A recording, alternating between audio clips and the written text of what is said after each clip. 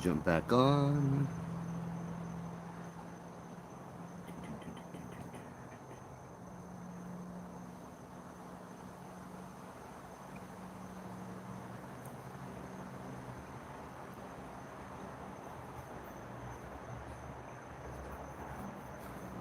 Hello, hello.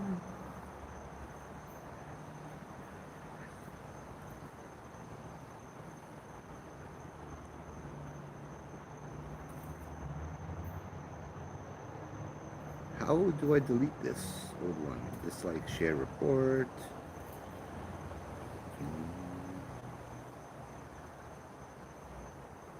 Hey, I'm back. Yeah, I messed up. I don't know what I'm doing.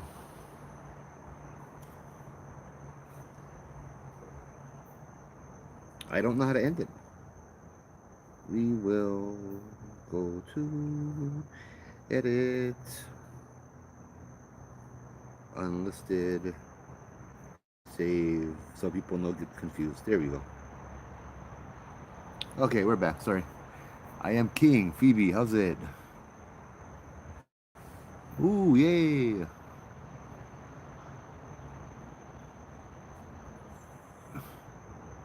Hey, mahalo for all the dolphins and the high bear. Thank you, you guys. Thank you for all the donations. I'm doing good. I'm just sweating my okole off over here and trying to figure out YouTube and yeah, TikTok and all that stuff. Yeah, it's been a while. Let's see. I am King. I am over at the ruins in Nu'uanu again.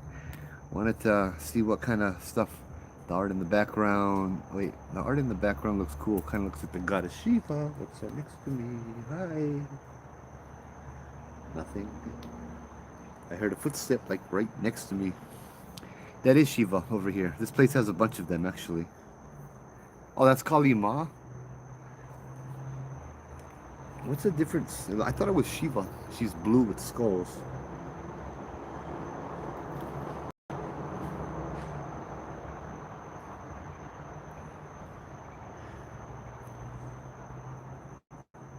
Ah, Kali. Oh, maybe that wasn't Shiva.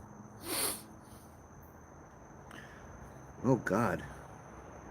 So hold on, I'll take you guys up, and I'm gonna walk you guys to another one. So this is Kali has the skulls around her. Then that's not Shiva, then, right?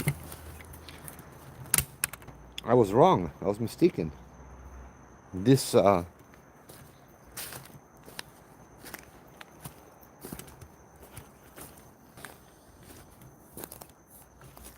this one here.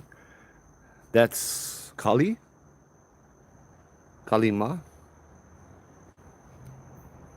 Okay, okay. I see the skulls at her feet. I see the people drinking her blood. Ah, that's not Shiva. Okay, I don't know my Hindu culture very well. So I'm guessing, huh? Sorry, I just hear Kali Ma, and the first thing I think of is Indiana Jones and the Temple of Doom.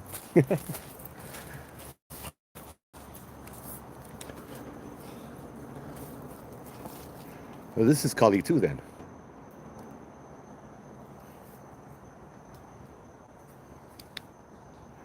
Why is that head winking at her?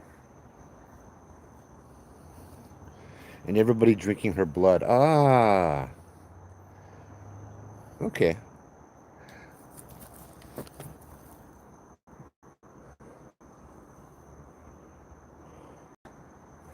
I don't know.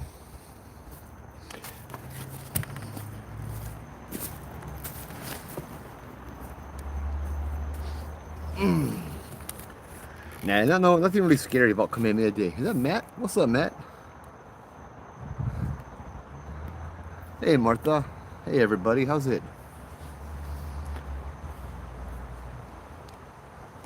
Ooh, how's it? How's it? So I did a couple of tours on Kamehameha Day, and it was interesting. One of the tours I did, they would usually fall on a Thursday, I think, or a Saturday, and so I did a tour, and I made sure to include the King Kamehameha statue on King Street. Yeah, plays and stuff. And I decided to tell one of my favorite ghost stories, kind of for him, you know, to share one of my favorite stories with him. I've heard people on the tour, local people, tell me that they've come by there, like driving by on King Street in the middle of the night, the King Kamehameha statue. They have seen people gathered around there. Brad, how's it? Babes, how's it?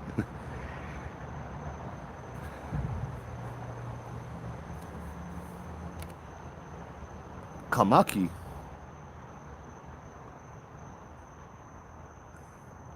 Oh, hi Ulu.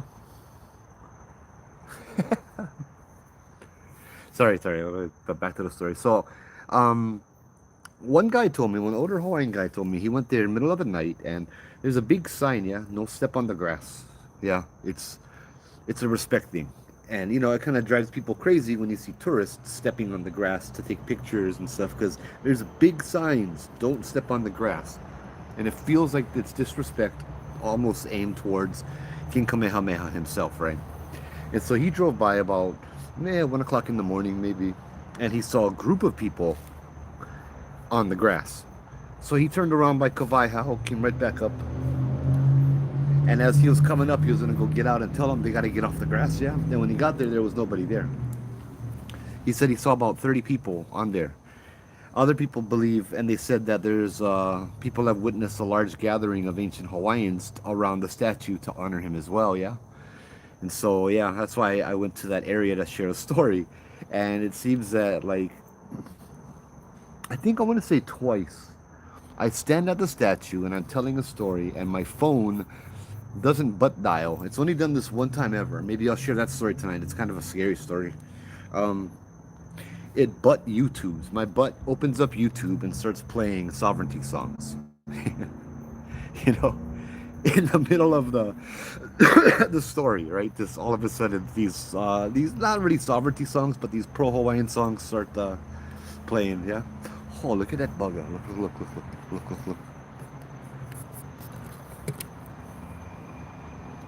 See down over there, right at the light. You get the frog. Yeah, bah, go get him. Watch.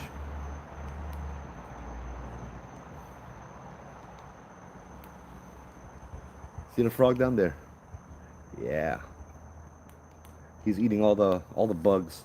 That's why I put the light down there, because there was clouds of termites over here, and now the frogs are feasting. That's awesome. Corina, how's it? How's it? Okay, I'm all caught up.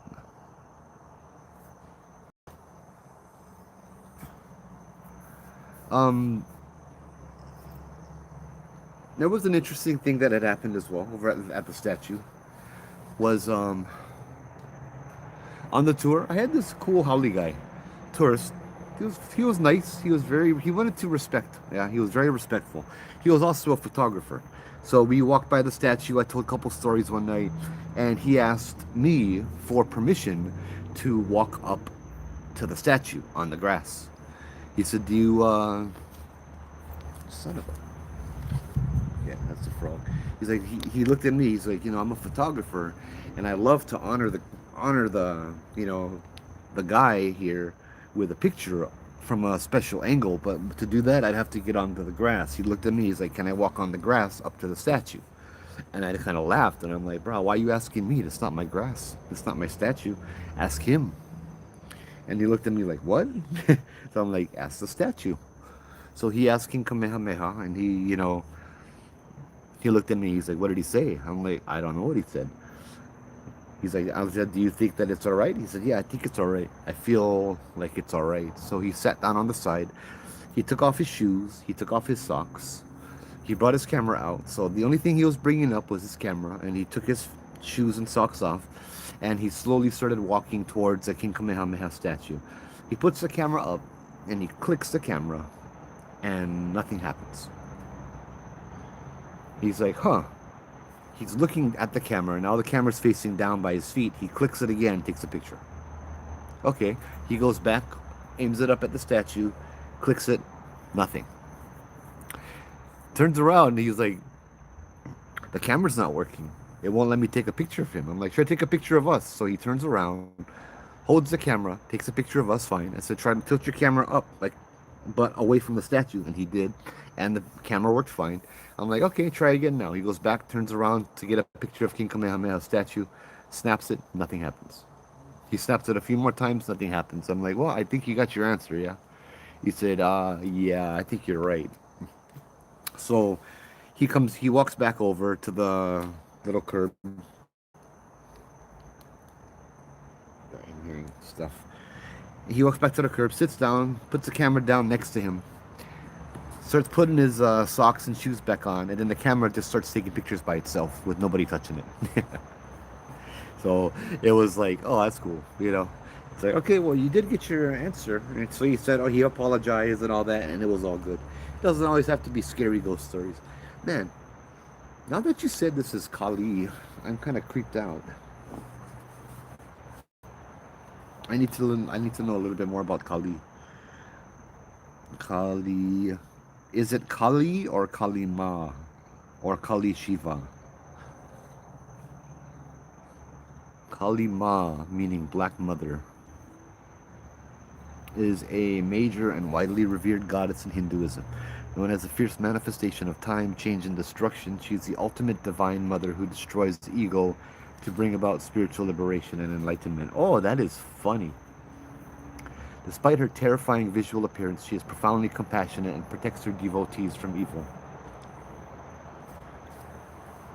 She represents the cyclical nature of life, death, and rebirth. She destroys what is old and decaying to make way for the new. Her dark, disheveled hair and black skin signify that she transcends all qualities of nature.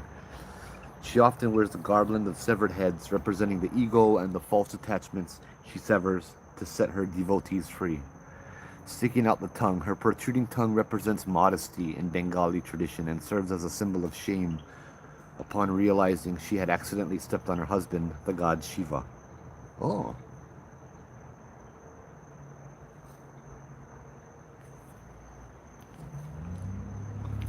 So, you remember last week when we were here? I really, I I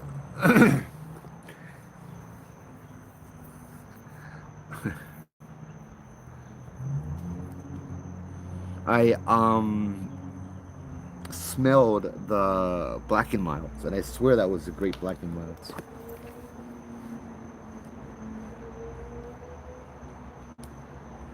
Um, that led me to think all week and research all week. Research as in look up videos, and while I'm driving, I listen to the videos. Right? That's funny. This is such a appropriate subject. The to me the grape Black and Mild, which I smelled several times last week, represents um, of Haitian Loa named Papa Legba. And Papa Legba is the guardian of the crossroads, or the spirit, or the watcher of the crossroads, and that kind of stuff. But he's a lot more than that, simply, right?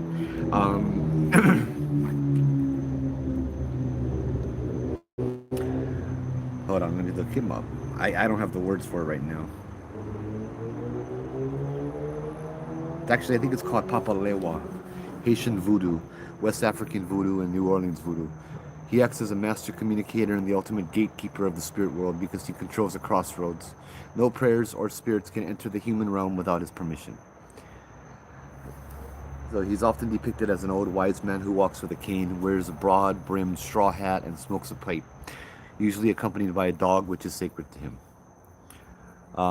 Yeah, this is the one I saw in New Orleans that asked me for a light on for his cigar. Yeah, I should have brought coffee tonight. That would have been cool.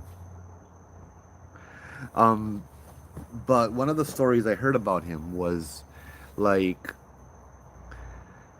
a lady went to the crossroads and she did the summoning thing because she had gone through a lot of bad relationships. She had gone through a lot of pain and suffering, and she wanted a new journey ahead of her. She wanted to change it. She wanted a new road, a new door to be opened. And so she summoned Papa Legba, and then oh wow, this place just got alive when it said that. And he appeared suddenly.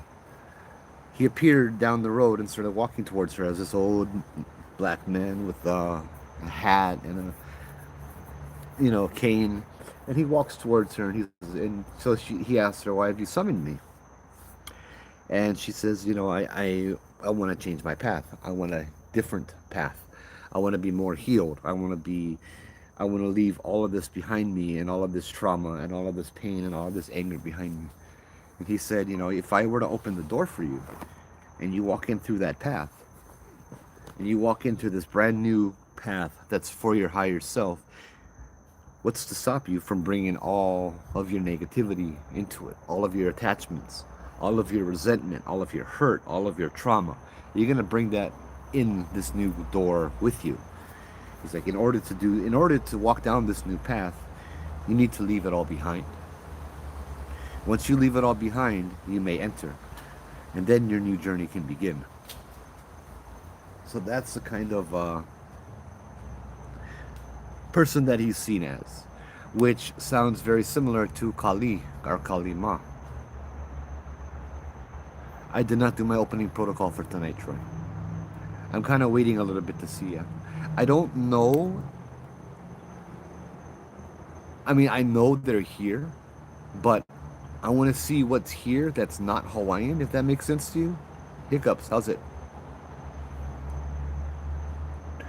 If I do an opening protocol, then I'm welcoming all of the Hawaiian spirits to come in here. But I do want to kind of want to see what else is here before I welcome the Hawaiian spirits in here. You know what I mean? Because I know that there are other spirits like exactly the one I was talking about. Yeah.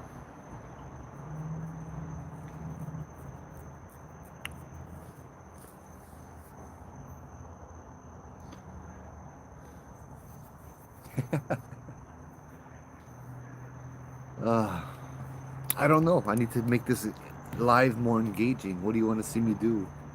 Maybe I sit with my back towards Kalima and you guys watch me? I don't know. Maybe that'll be better actually.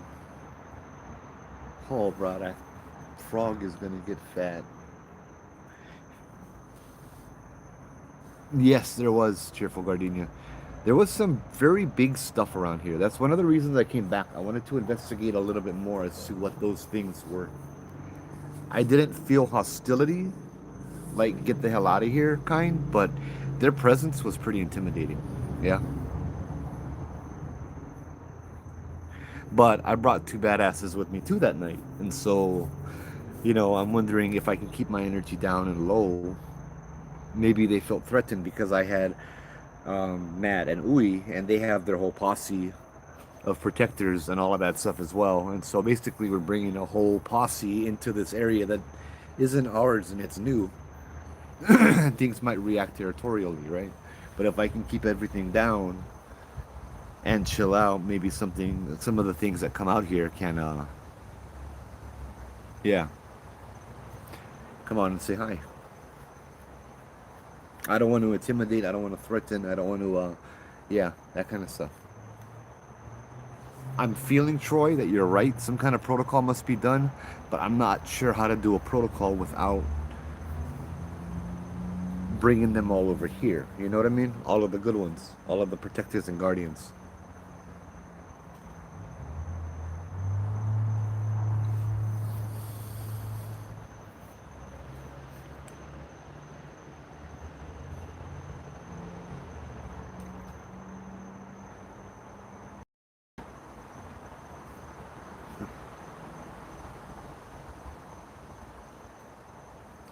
It's such an interesting photo.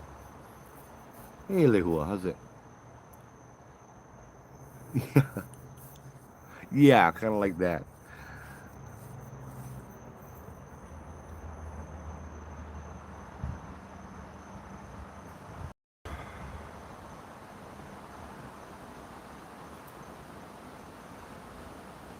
Hold on, something's coming.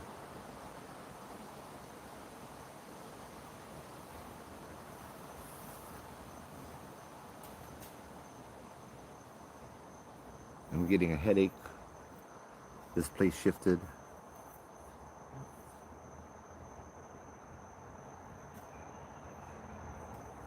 Something woke up a bird. There's footsteps out here.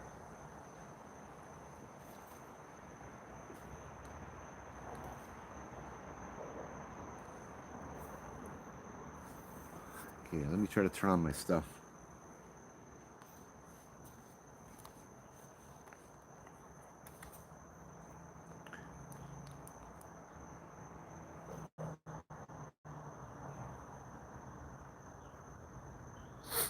Jamie, I did not research what these rooms used to be. I think I did a little bit, and it's a water pumping. It was an old water pumping station.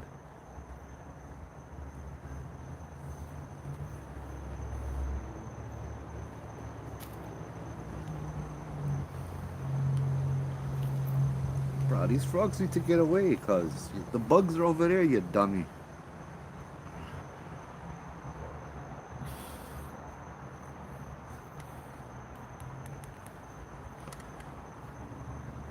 Yeah, I come in peace. That sounds. I don't know. Hold on, I'm getting distracted again. So let me turn on. One light, two light,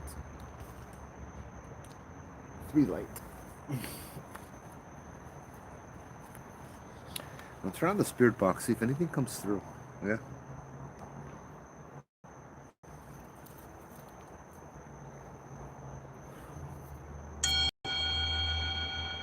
Ooh, interesting.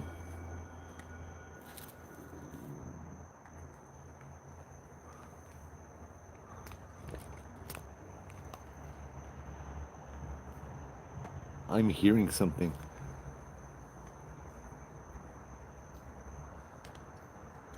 I'm hearing something right outside the walls, and it doesn't sound like a person. It sounds like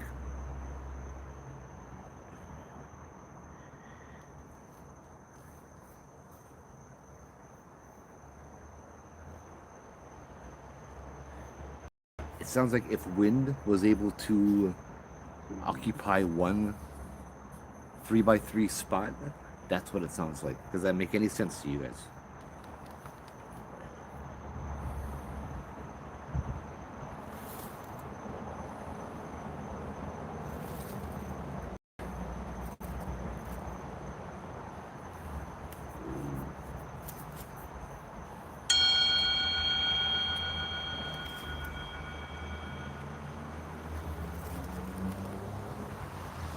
Broken glasses.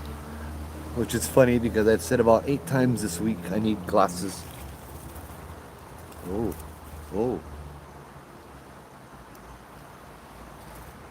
Hey Keith, how's it? How's it? Yep. Wow.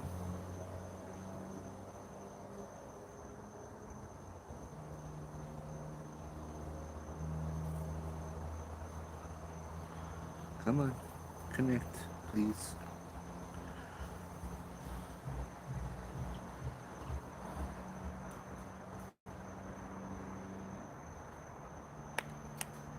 Brah. Why you do that for? By the way, I did put all of the pictures on Patreon.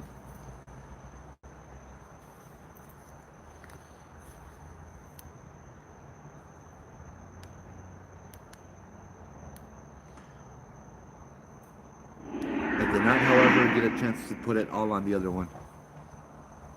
Shiva is usually a goddess in Hinduism, popular in Hawaii in the 70s by the hippies. Yep.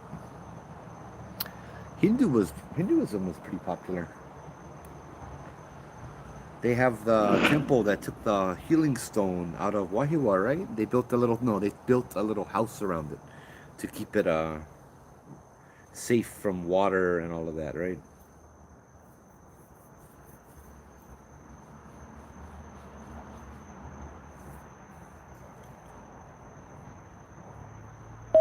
There we go. We're connected. Yeah, especially the surfers. Yeah. And let's do the spirit box.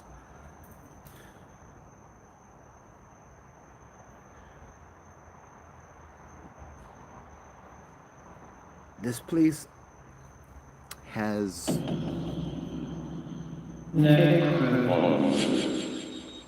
a different kind of energy, one that I haven't really seen in everywhere else or felt. Joe, hi.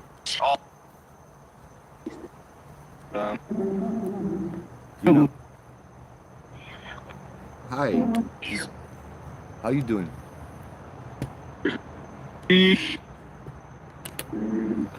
Is there anybody here from this area? Anybody that can call this area home?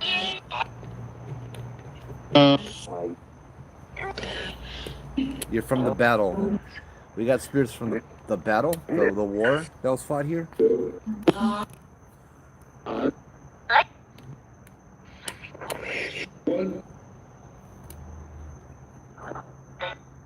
Is this the Battle of the Pully?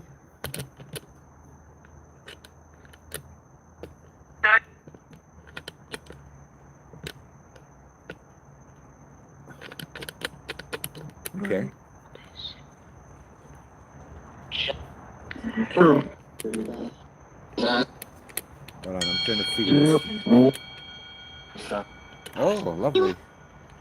What a cute fellow. Hold on. I gotta see what the heck is going on here. Here you go. Oh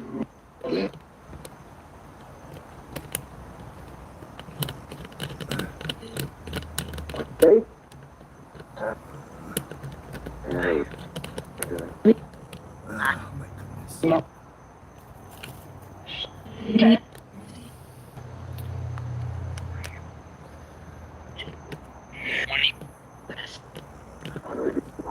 Are the spirits here Hawaiian or are they something different? Are they before Hawaiians or are they different?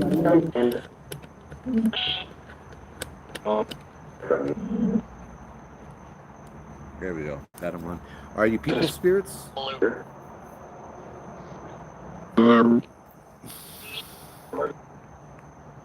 This picture came up.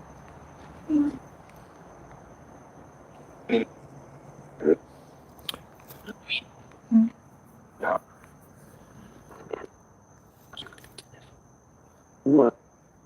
Right.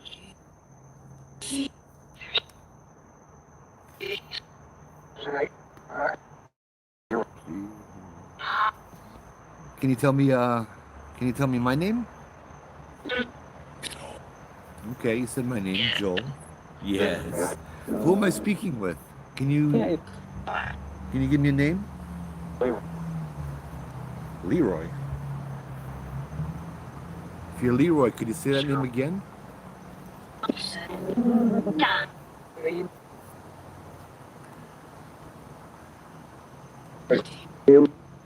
Say your name twice, because there's a lot of stuff coming out here.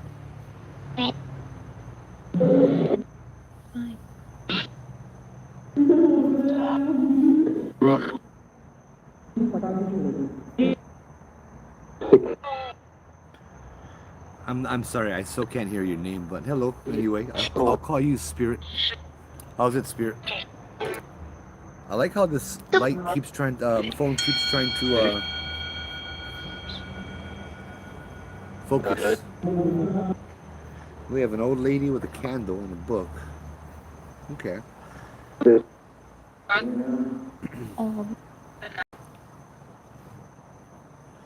So, can you tell me what is this place that we are at? Actually, can you tell me? I'm sorry. Go ahead, answer.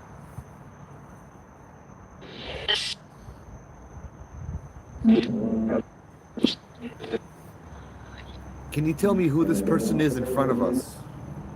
This picture.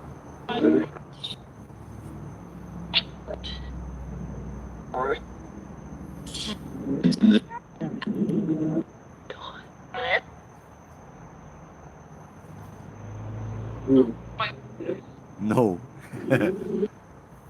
know who it is? Yes. But you don't want to say her name.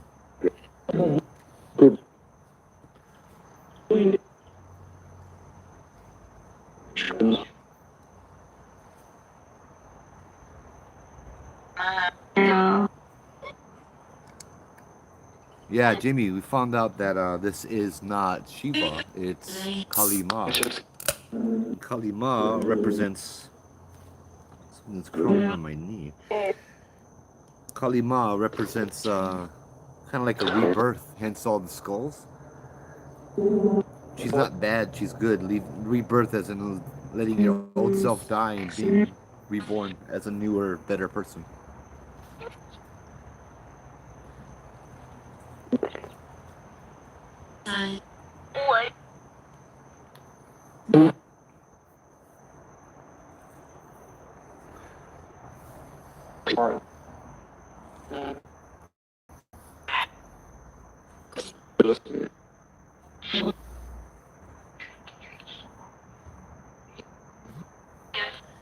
I don't even know. I mean, I know of a lot of the times for the Hawaiian spirits, they have actually manifested and been here with me.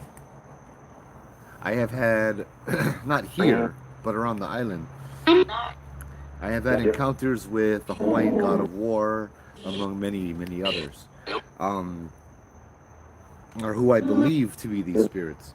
I wonder if the Hindu spirits can manifest in the same way as the Hawaiian spirits.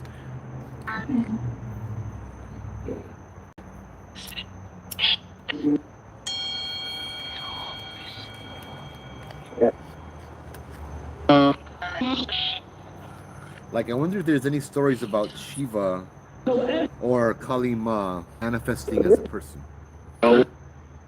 No. Here's a picture of what looks like a battle in the mist.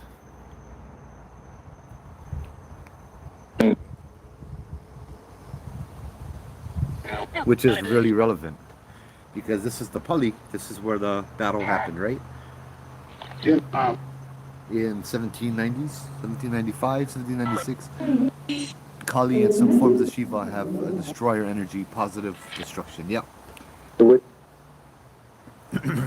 that experience I had with Papa Legba last week kind of adds to it, yeah? Kind of has the same theme.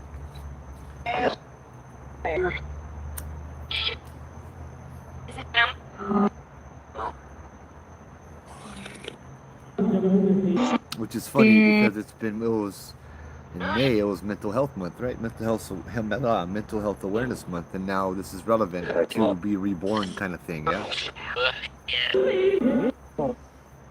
Oh, bro, what's going on? Relax. What do you want to say?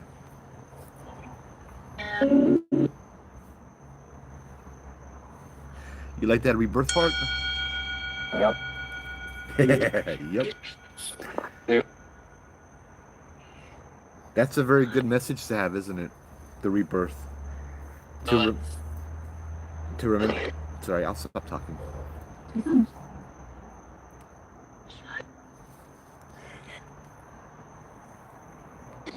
Airplane.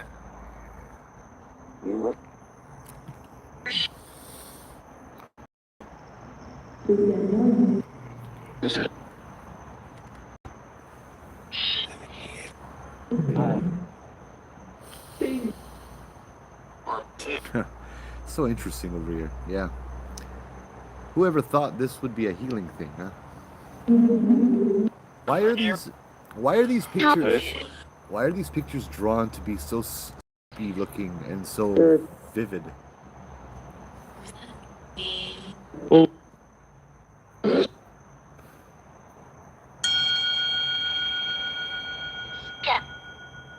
hello there. It's a ghost.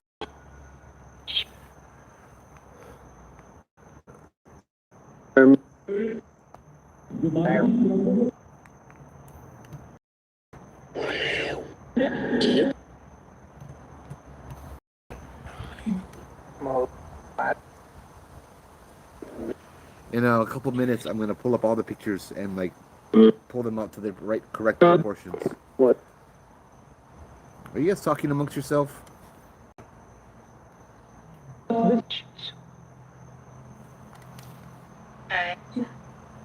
No. Yeah, no. So I guess my question once again is, why are these depictions so visceral?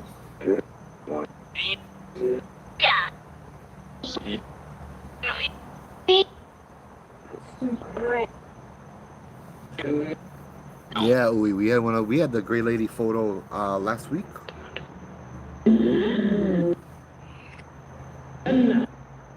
That was randomly generated. Skulls represent so many different. Well, in many cultures, skulls represent the same thing: death, decay, inevitability. What? What? Sorry, no.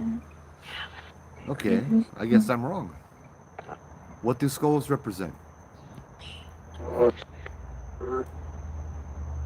Did you say heart? Incoming.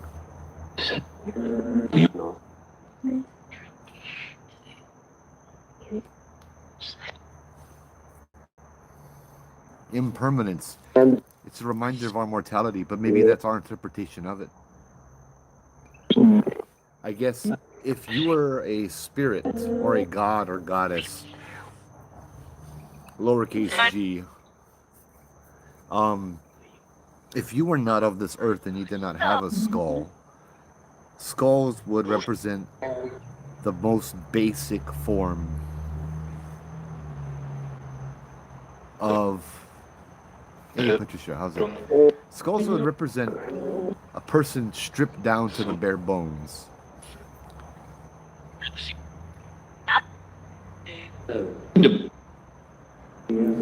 Yes. Totally exposed. Okay. And then what do you do after that? Oh, the other mural has this depicted is depicted of people drinking her blood. Phoebe, you want to chime in a little bit here? You seem to know a lot more about this stuff than I do.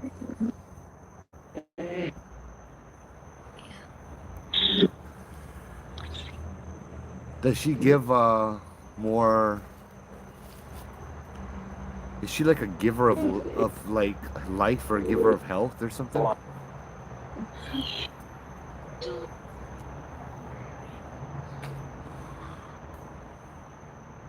You're right. It is amazing that no one has ever spray painted over these, and these have been here for years.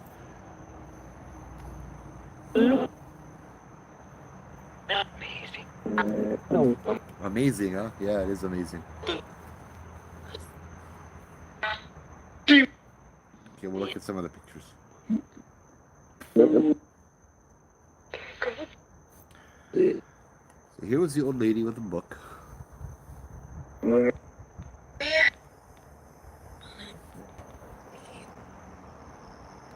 you go.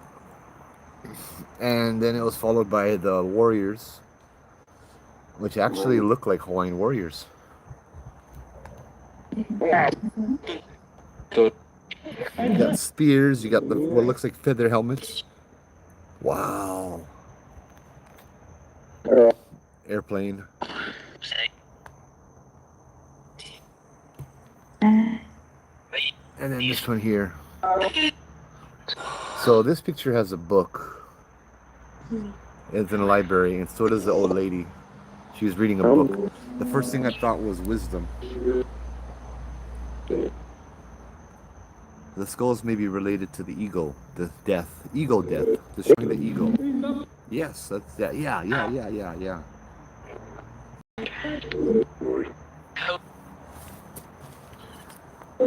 I wonder why, of all places, they did that. They did this here. I mean, they really went all out with this here.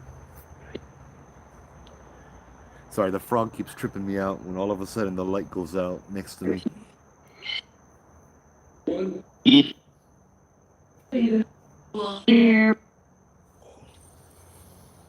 My connection is super choppy. I have 3 bars, 5G. Hindu gods use skulls to show their abilities to conquer death. Oh.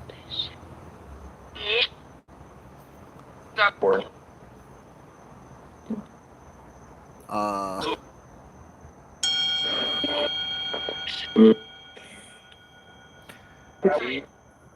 I am being restricted because I'm using copyrighted content.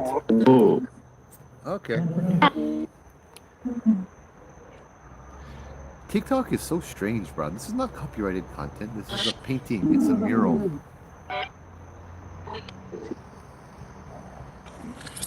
It looks to be a crib. Is that crib? What is it full of? Skulls? No, it's just a crib.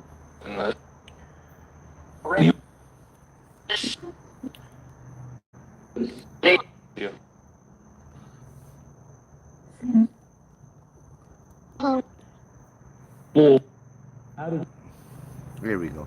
No, stop it.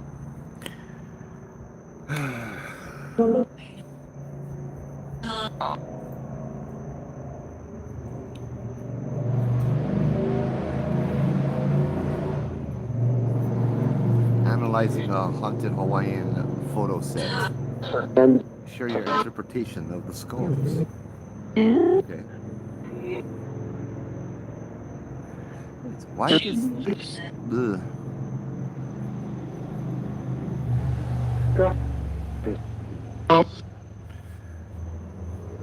Should we have a different setting?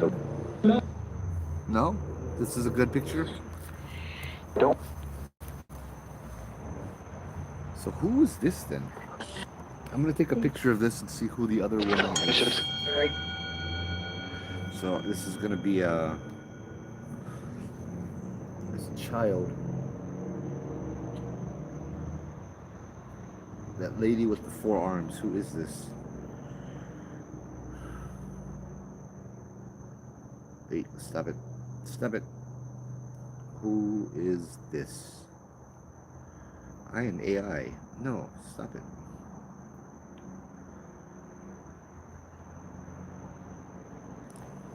Who is this? The other woman with the 4 arms and the halo next to me is Lakshmi. Or Lakshmi. Hindu goddess of wealth, prosperity, and fortune.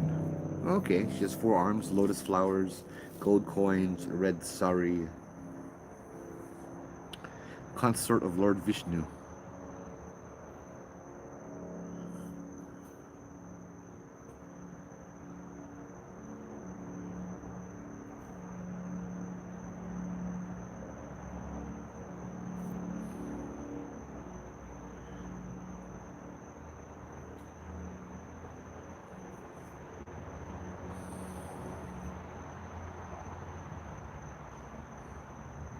Alright, we'll go back to the spirit box. Sorry.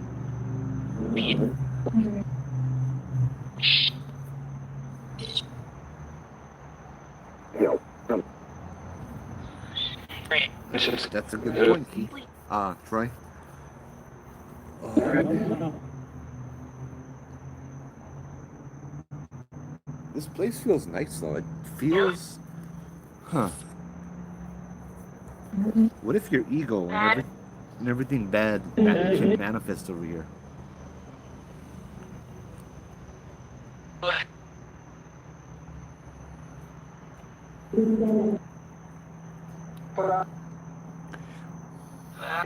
Oh, sounds good, Sean.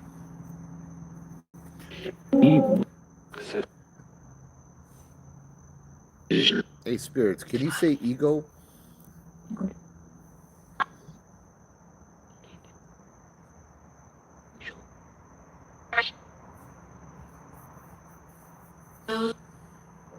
What?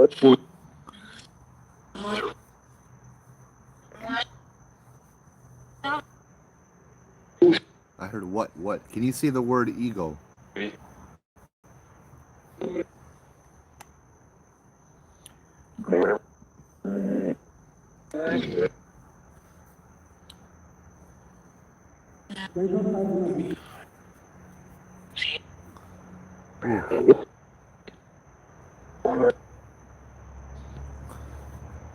feel like these termites are in my pants. I feel like something's crawling inside my long pants. Ugh.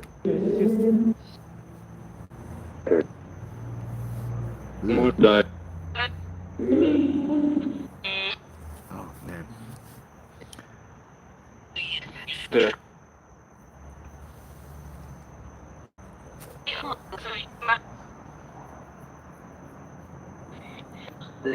No, no centipede.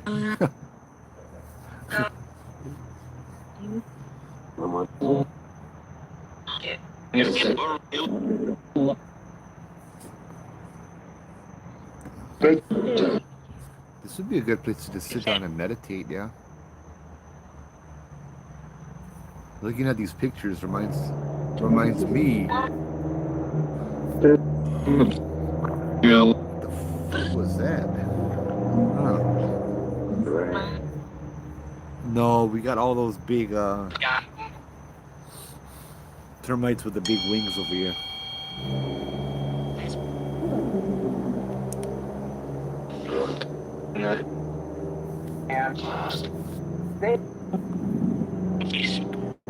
Although it's getting colder, so I think they left. We have a nice forest scenery over here. Okay. Winter. Why do I feel things crawling all over me? What are they?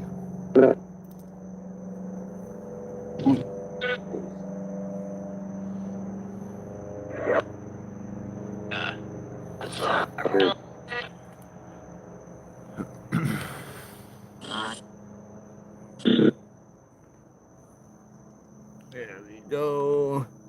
It helps if I do this. Oh. Centipede on the back? Ew. That's no good.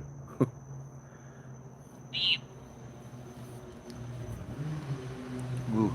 Nice puzzle piece. All right. Hi. Who's here? Oh, man.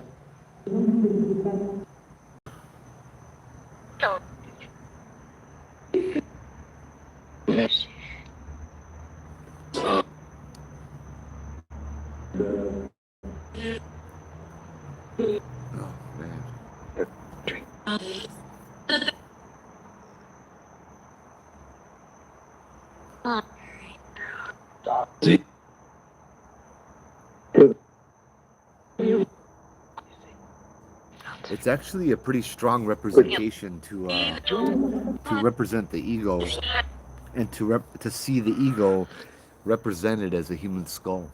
It's actually very powerful to see it represented as mortality. The whole thing about dropping the ego.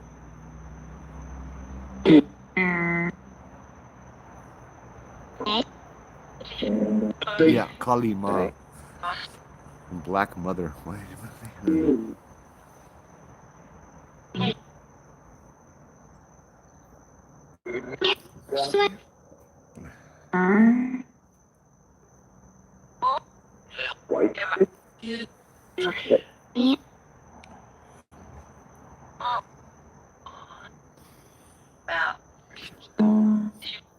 Interesting to know how these insects get into our homes. Yeah. I just keep one light on, and within about 10 minutes, all the lizards in the house are at the light eating all the bugs. No problem. Yeah.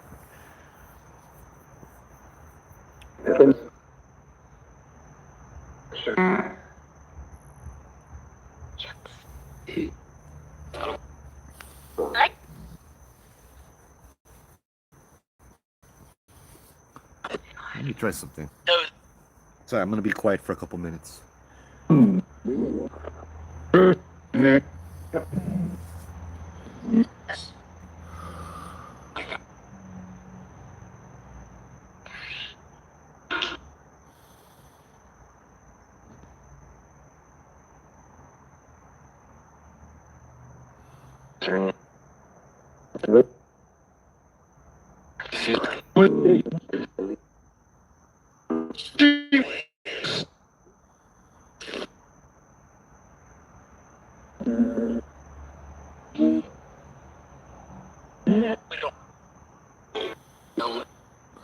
can't connect to anything right now. I'm too much here in the moment. Yeah.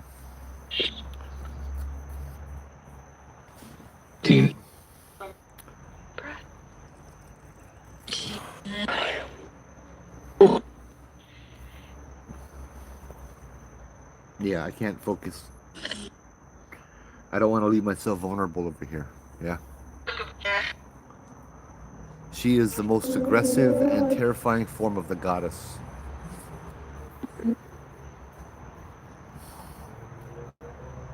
I mean, yeah, I can see that. That's supposed to like scare you straight. You know what I mean? Scare the ego out of you. Like if you don't change, you're gonna become part of my necklace. Because I feel like her intention is not evil. She's not bad. But I don't know much about her. I'm gonna stop the necrophonic now, and I'm gonna start looking things up. Unless you guys want to help me, spirits. Is there any form of Kali that is bad, that causes harm to people?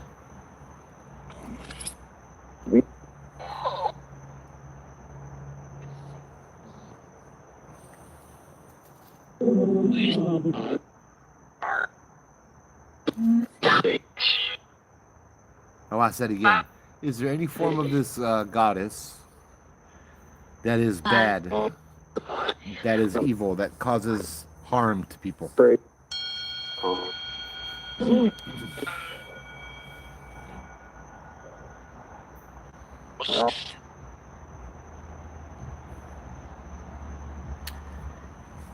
It's kind of hard to see like this, but it looks like Sasquatch talking to a lady.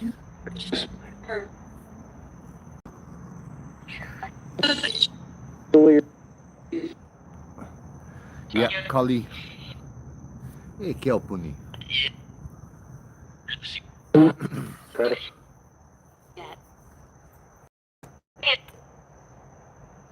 She's often depicted as dark, standing on Shiva's chest. Shiva's her consort. Shiva is the destroyer. Kaleo, how's it, brother? Long time. Good to see you. Skull represents death. Part of spiritual practice is to see through the duality of life versus death. Interesting. Yeah. Hey, mahalo le.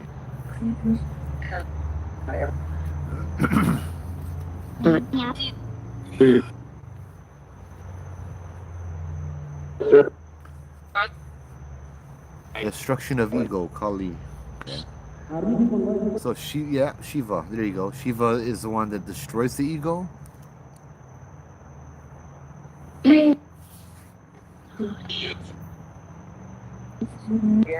How you doing, Kaleo? Good to see you, bro. Yes. Okay. So Shiva's not necessarily a destroyer of people. She destroys the parts that no longer serve you, that you may be clinging onto.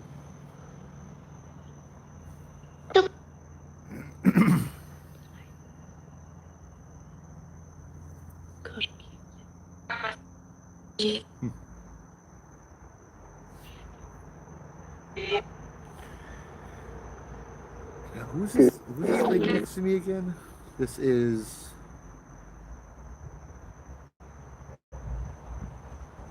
lady next to me is, or this mural next to me is Lakshmi. Wealth, prosperity, and spiritual liberation. Is all of India about that? Is that?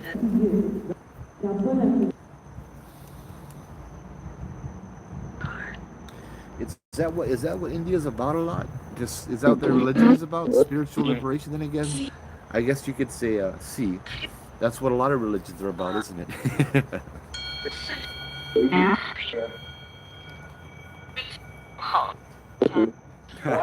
Spiritual liberation, huh?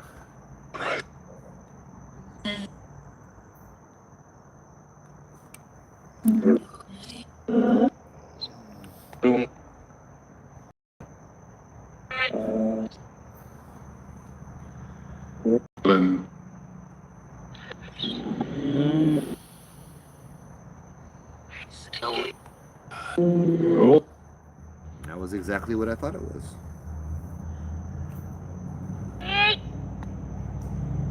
Yep. That, and then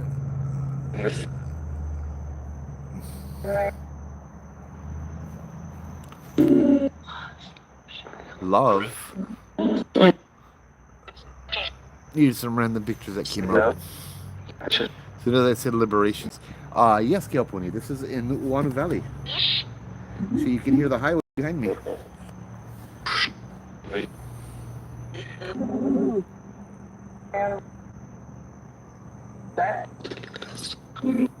Some types of Hinduism, Shiva is part of the trinity of Brahma, Vishnu, and Shiva, the destroyer.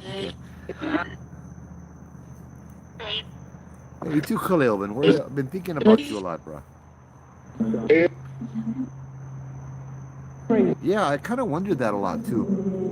Their vision Shiva is more like the Christian god, the main god.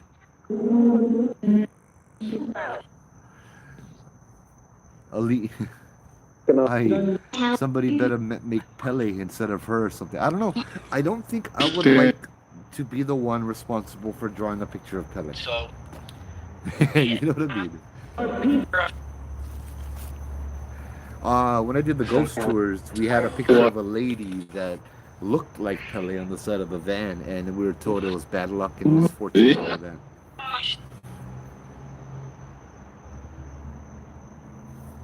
Yeah, I noticed that too. There's, I guess, a lot of like Hindu come here and find the spiritualism, the mana that is in Hawaii, and they feel like this is home because there's a lot of Hindu stuff around Hawaii that I've come across that they mix the Hawaiian stuff in with Hindu stuff.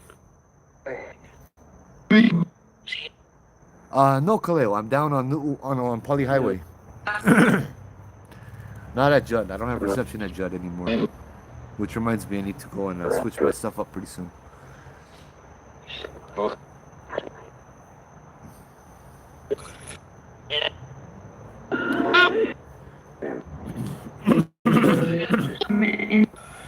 Sorry. It kind of upset me when I originally read about that rock in Wahiawa, the one that was housed, that it was outside of the Hindu temple, and they built a little shrine around it. It's like, this is a Hawaiian kupuna. This is a sacred rock. They're honoring it the way they do by putting it in a house, but the rocks need to touch the ua, the rain.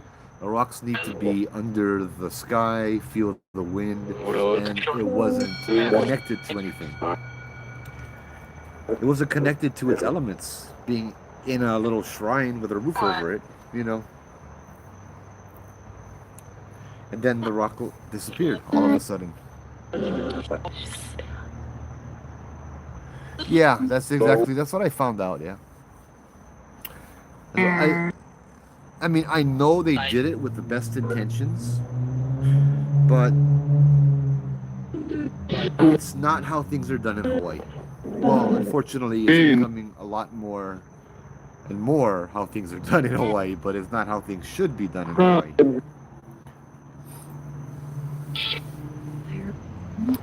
Oh, the stone is in Whitmore Village. Because the last time I checked, they weren't able to find where that stone actually went to.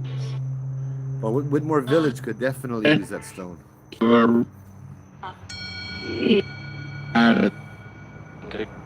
If people can honor it and respect it properly, right?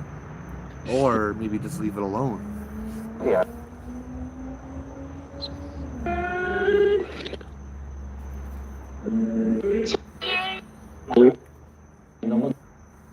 Well, I'm wondering what the stone's name was.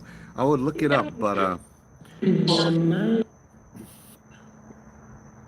don't want. Necrophonic seems to be doing a lot of stuff right now, and I don't want to turn that off.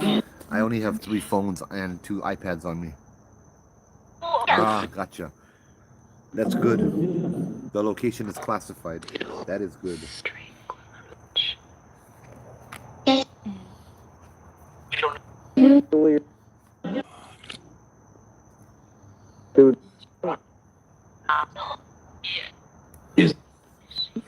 It's so sad what they do if they find the sacredness there, then they erase it and desecrate the truth. Yep.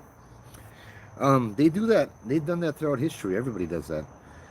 It is sad, but like, I mean, you look at a lot of the older churches.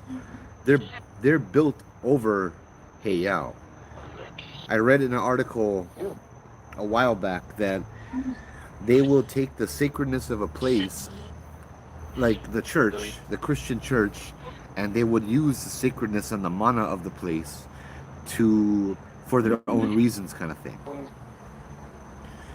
To build upon their faith and that kind of stuff.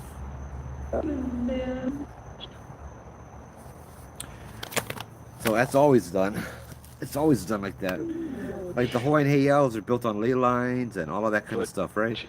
And so it's just, yeah. Hold on, let me try to connect my tablet. There we go.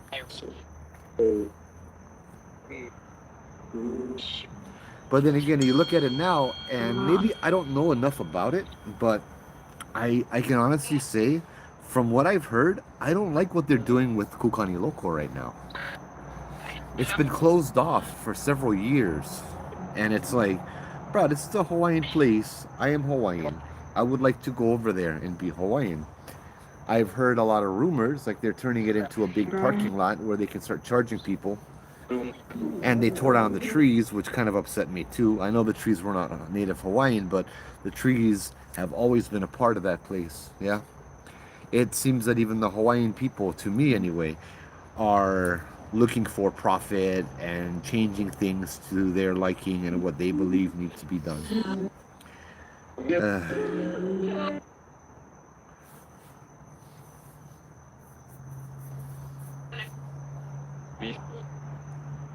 Let's see, healing, stone, wahiawa, legend.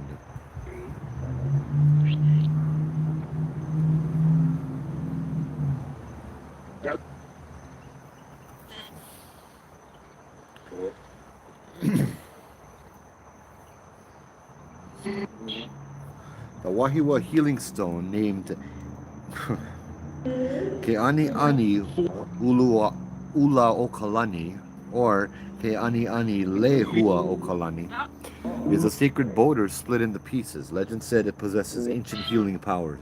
Historically, it was used to ease the pain of childbirth. Today is revered by both native Hawaiians and Hindus as an earthly form of Shiva.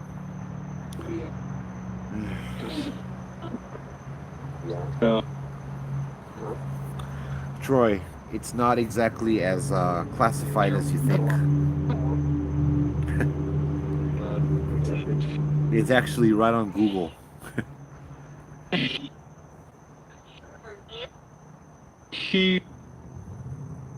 It was being moved by a sugar plantation wagon when it fell and broke into 3 pieces.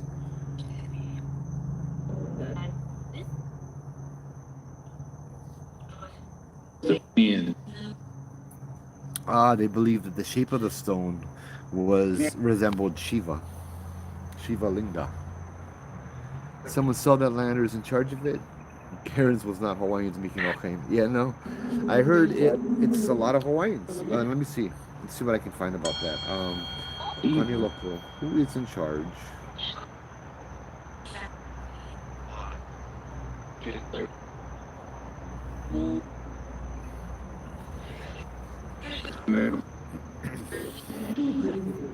It's the Hawaiian Civic Club.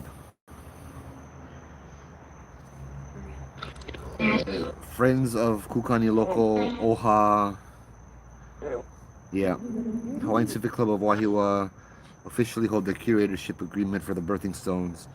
They maintain the site, lead restoration, and protect its cultural significance. Ultra manages the area surrounding the stones.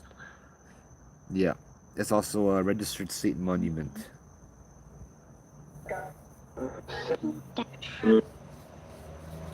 They've changed that place significantly since I used to be there. Yeah, the Civic Club and Oha.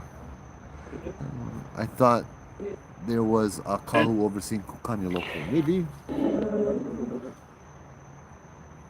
What are they doing? With,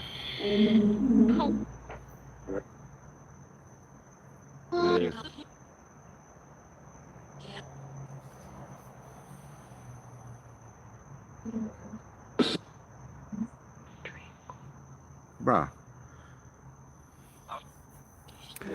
The site is closed indefinitely to the general public to protect it. However, you can see the stones from the road. So why are they like trying to make what looks like a parking lot over there? Leaders want to build a visitor center. They want to add better parking. This will help teach the public respectfully. There you go. I don't know. Maybe I'm just not seeing it right. Maybe I'm just reading the wrong things and jumping to the wrong conclusions. And maybe what they're doing is actually porno. You know. Hey, good to see you, Khalil.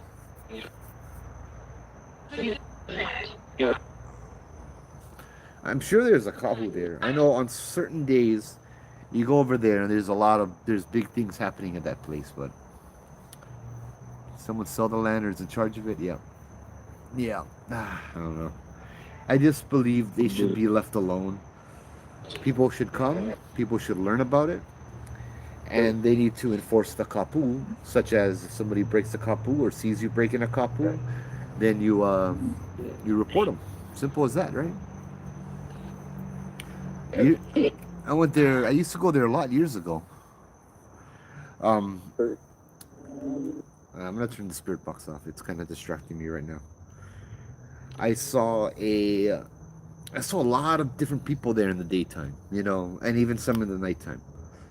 I saw a bunch of people doing yoga in the early evening in the dark over there because it had good energy. And I'm like, yeah, but that doesn't mean you do yoga over there. It just kind of, I don't know. To each their own, I guess, right? But there was a lady in the daytime who, there's this big ahu, this big rock mound, yeah? Not really that big, but it's a little altar right as you enter. And this lady was letting her kids play on it. And I went up to her and I'm like, her little kids were climbing over it. And I'm like, hey, you know that pile of rocks your kids are crawling on right now? That's kind of sacred, yeah? It's sacred to the Hawaiian people. And she just kind of laughed and she's like, well, you know, she's like, but they're only kids and they don't know. And everything is sacred and blah, blah, blah, blah, blah. And, they don't mean any harm by it. As they're climbing up and down, dislodging rocks and all of that, I'm like, well, it is sacred to the Hawaiian people. I don't think they should do that. She's like, well, they're only rocks. Come on, it's all right. And I'm like, it's only rocks. Okay, let me tell you something. Inside those rocks are the bones of many, many, many ancient Hawaiians. All of a sudden, she turned whiter than white and she yelled at the kids to get off. I'm like, come on, come on. There was a time I was over there. I think it was with my sister actually. We were over there in the daytime. My sister would like to leave offerings and chant and dance hula and stuff for the kupuna, for the spirits over there. And I just got a whiff of something foul.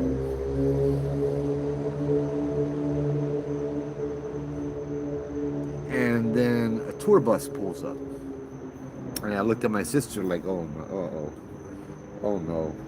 And a tour bus with like 50 or 60 Japanese tourists came out to the birthing stones, right? The sacred birthing stones. Hey, Auntie Frecklebean, how's it? And all these like 50, 60 Japanese came out with their cameras.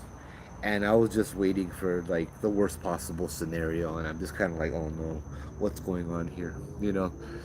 But they came out.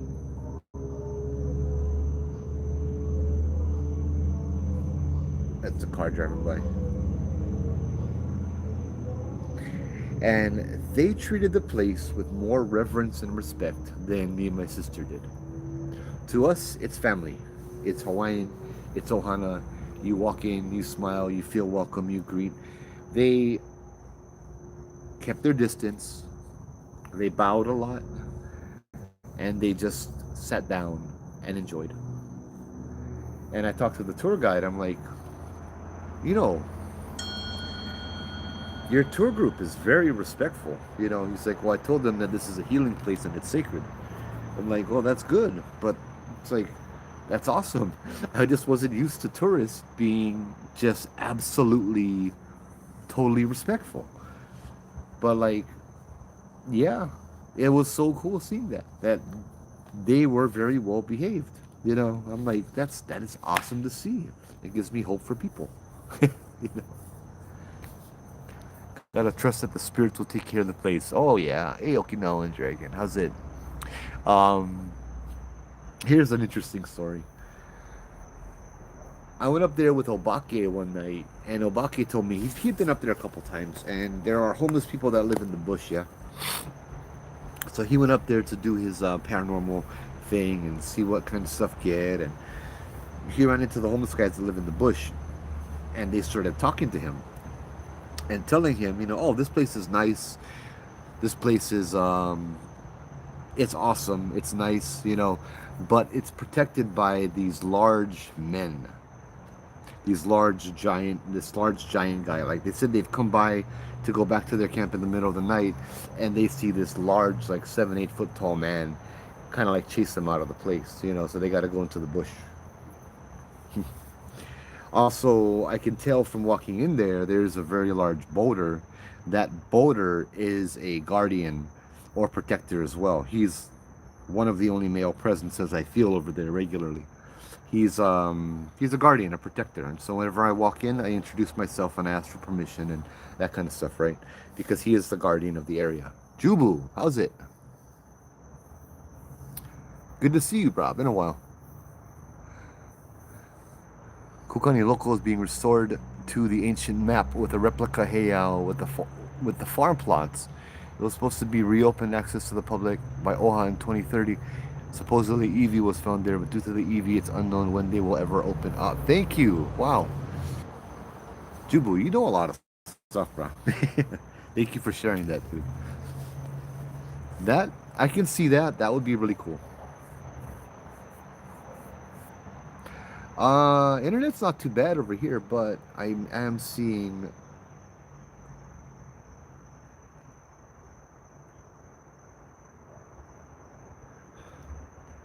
I think the internet was ghetto because I was connected to my Wi-Fi on my other phone.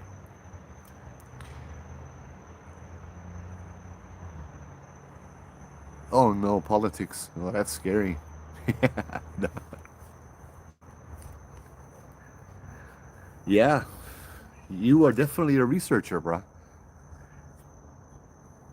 That sounds kind of cool though. They're gonna make like that the same. That whole thing over there is exactly what I've read about too. The ancient map that's at or near the center of the island. If I can remember correctly, I was told that that little area in the back was either a heiau or a waiting room where the elite would watch the birth at a distance.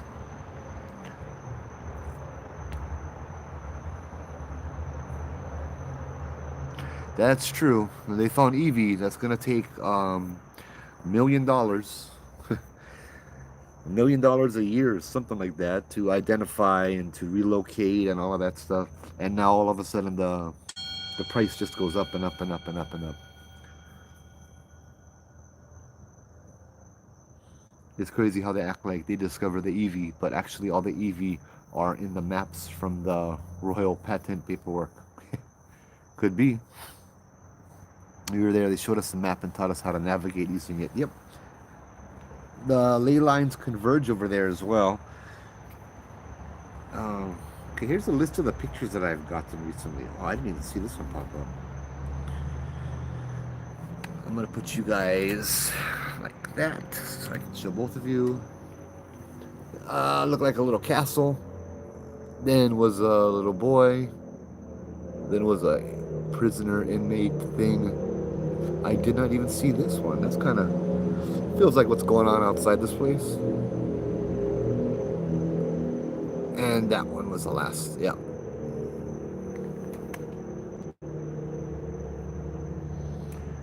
like the Bigfoot one.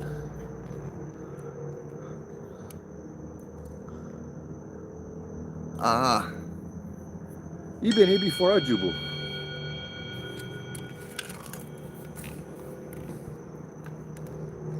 Remember this place?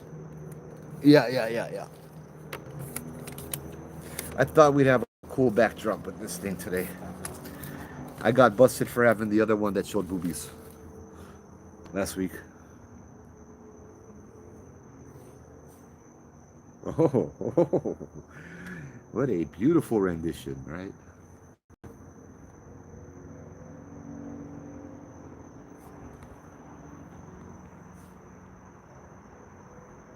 Yeah. Cute. Um, I will share personal, I guess a personal story. I enjoyed this story and it's very positive. And so, and it's personal too. So, it's like, I'll share this story with you guys. It shows you a little bit about how the place is. I've been there a bunch of times at night and it's awesome.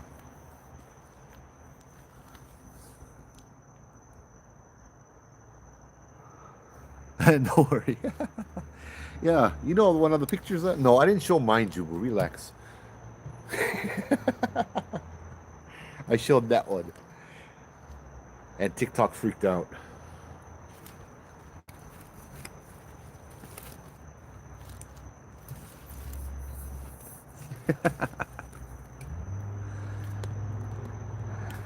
It's gonna go Niele Mahaoi after dark by my Makue Kupuna. So the story I'm gonna share you guys is, bro, I don't like scare you guys like that, bro. Come on. Um, this involves my sister who passed away 2 years ago, I think. Yeah, 2 or 3 years ago.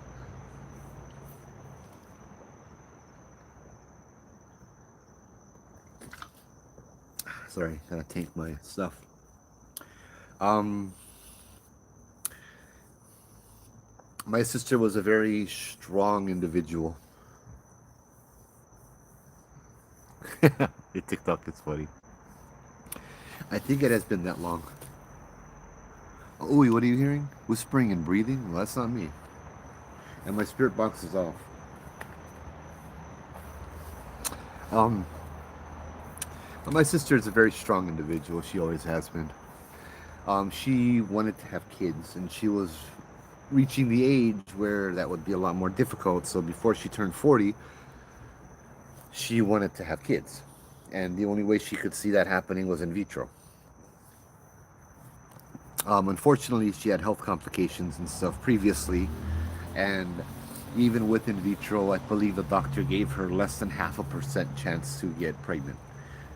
So she went through the in vitro 2 times, I think, and failed both times. And the doctor was like, "Stop wasting your money. It's not going to work. It's a very, very small chance to get pregnant." She said she wanted to try one more time. And then she came to me and she's like, "Joe, I would like it very much if you could take me to, if you could accompany me. I wouldn't say take me because she knows about all these places. If I could accompany her to some locations that involve healing and all of that stuff as well." And so I'm like, "Sure, I would love to do that for you." We went around. We went to Ulupoheiao. We left Ho'okupu. I did my protocol and I spoke to the ancestors, and she danced hula and she did a oli. We went to a few other places, and the last place we went to was the birthing stones, Kukani Local. She walked around and she found the stone that called to her, and she left an offering and she did a oli for the pohaku, and she ended up pregnant with twins. Extremely blessed. So 6 months into her pregnancy, six months into her pregnancy, she comes. We go back, and she wants to give a mahalo and give them a thank you, for the blessing and all of that. But she goes over there, and I go over there with her friend Jen Baker, who's like my other Hanai sister. So the three of us go back over there, and she does her oli, and I do my thing, and you know what I mean. We do all of that stuff, and everything's good. 9 months later, my son is born, and Jen Baker has a daughter, in the mainland. So we both went there, and then we like the time that place is extremely potent. Put it that way. It's a fertility place. It's a feminine place. It's birthing stones, right? I didn't know by going there I would have another baby, and neither did she and her, because it's like they were like days apart. Her and my son Michael and Honey was awesome. Um,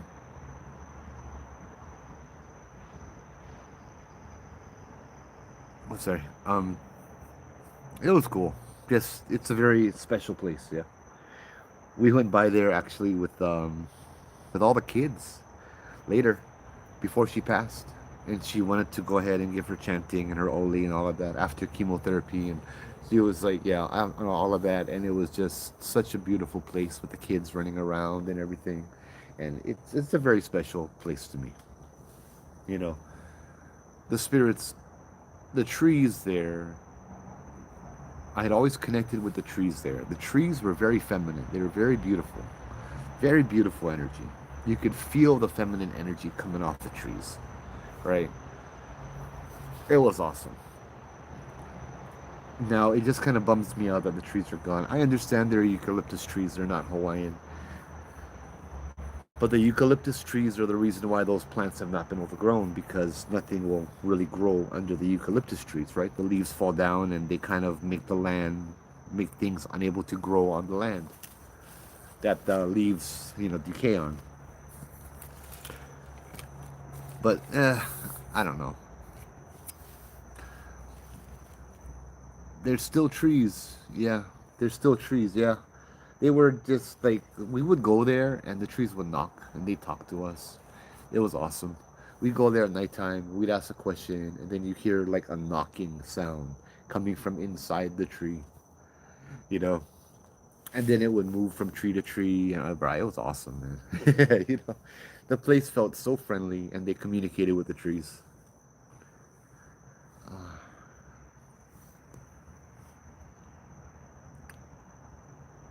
let's see. What did I miss here? Yeah. Chubu, we're gonna meet up with Joel one night while I'm here. Yep. That's likely cars down by Oahu Cemetery. Oh, brother, I'm far away from Oahu Cemetery, boo. A chick like that who's showing cheekbones is skinnier on my what?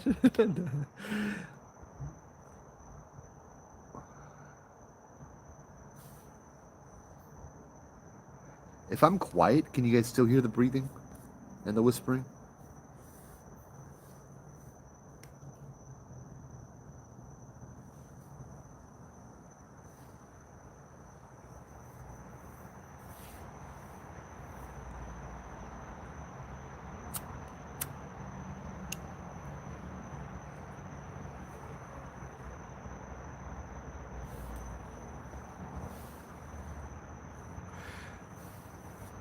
You can still hear it now. Okay. Well, I have a spirit headache. I can tell this is a spirit headache because it's all up and down my neck. Oh, gotcha. Gotcha, Sean.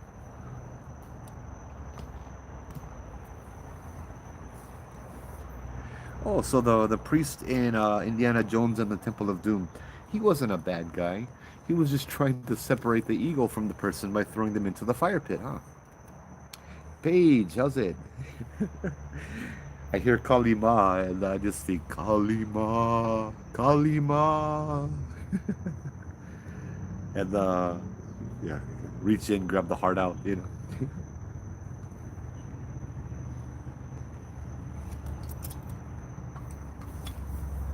Yeah, long time no see. We are in the jungle, enjoying the murals and the artwork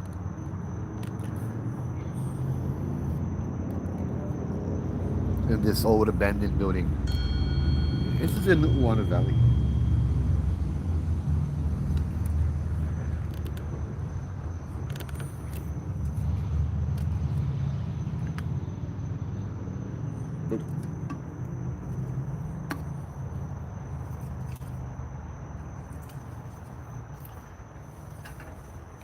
TikTok should put an age restriction thing on.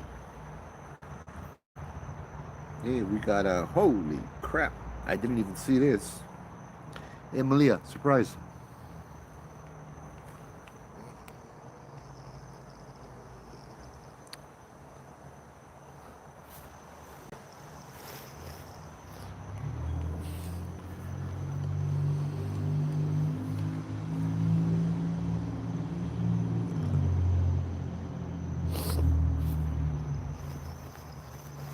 There's four actually. Yeah, there's no real evil in Hinduism. I see that. The evil is yourself. Because you like bugs. I know you like bugs. Maybe that's the bugs I was feeling, but I'm not bolo head.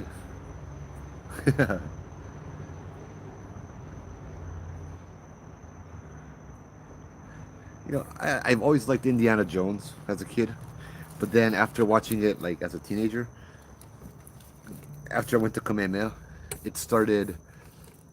Hold on, I'm gonna turn the camera a little bit.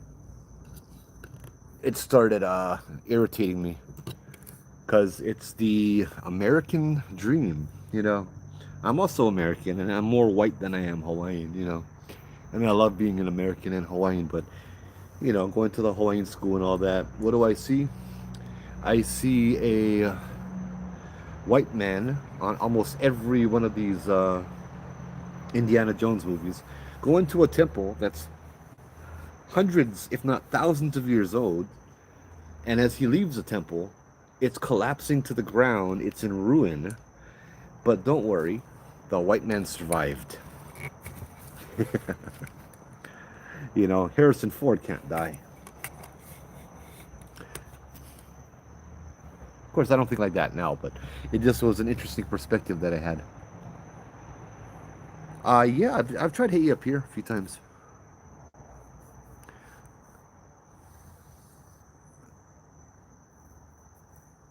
I guess Malia, probably the morons doing the drum crap they've been doing. What are we talking about here?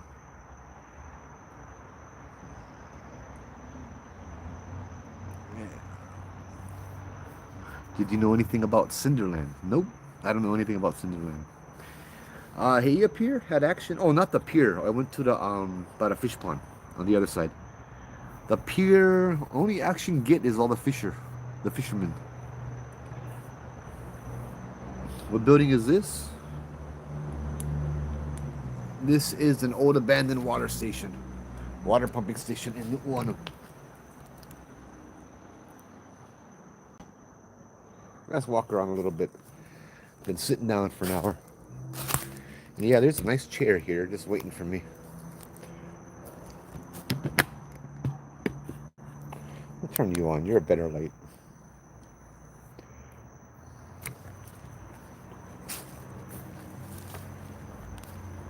See?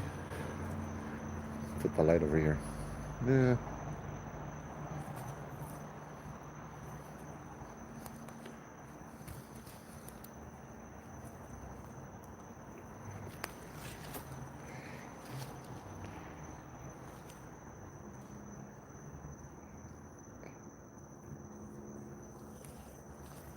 Nah, the scary part is outside of here.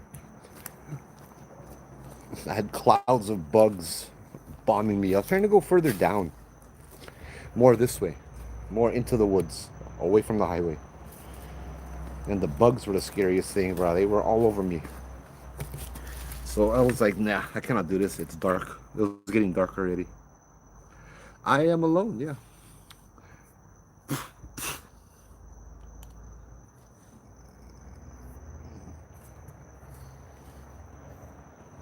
Yeah, yeah, yeah. We went fishing there, huh? I went fishing there a couple of times. Never caught nothing. Watch the people next to me catch a bunch of stuff, though.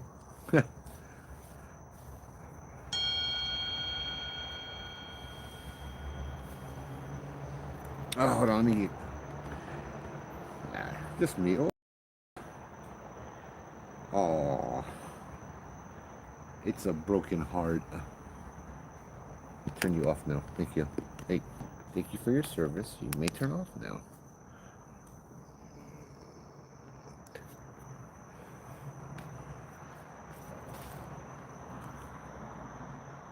Big Island, Cinderland. No, I don't know about that. Old water pumping station that was used to divert water from the valley to the next valley. I can see that. Once we came down and there was a tent in here. I didn't see anybody. I don't think anybody was in the tent, but I could have been wrong. Either way, just bring food, extra soda, maybe a shot or two, and whoever's here is all good.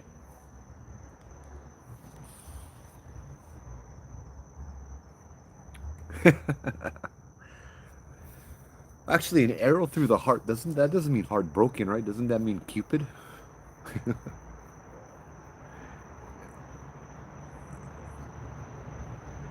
The hippie community and not Kerpal. Kerpal is not the hippie community.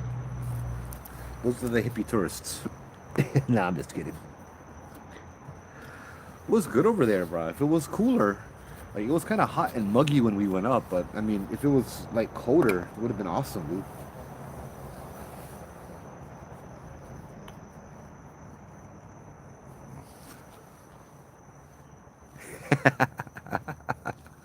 Hey, I don't know. I just know you throw one hook on the line, throw some bait on the hook, and you're good. I gotta learn.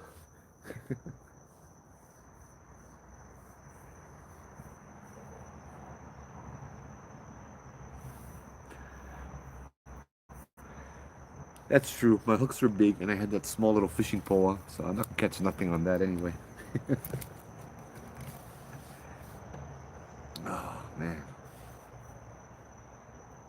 Oh, from Malia? Yeah, well, like probably me too.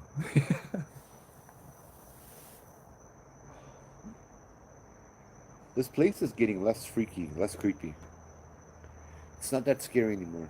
Let me try. Yeah. I'll turn off all the lights, but the lights that are over there and over there, and I don't want to walk. Not until I'm leaving.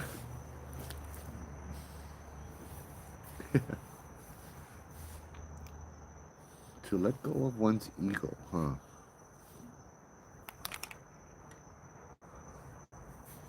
Why is her mouth open again?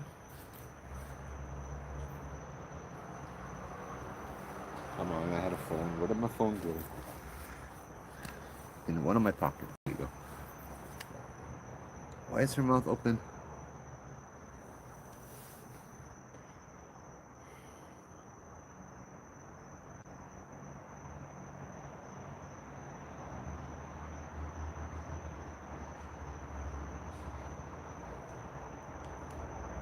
Is that her tongue? No.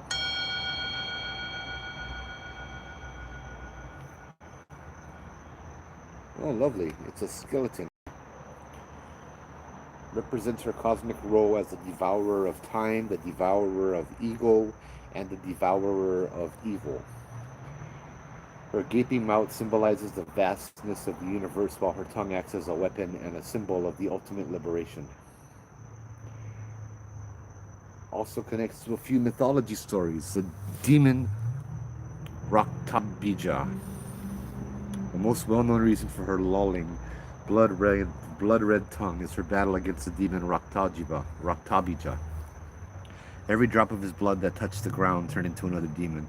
To prevent this, she spread her tongue across the battlefield to drink his blood before it hit the floor, allowing her to destroy him completely. Oh my goodness.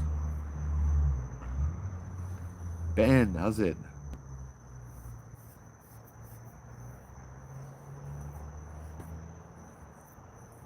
Yeah.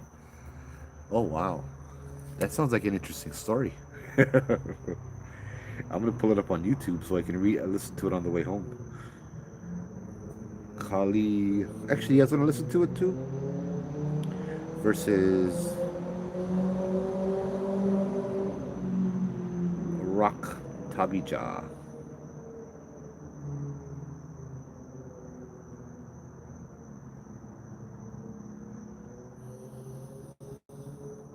The Hindu goddess Kali was created to defeat demons.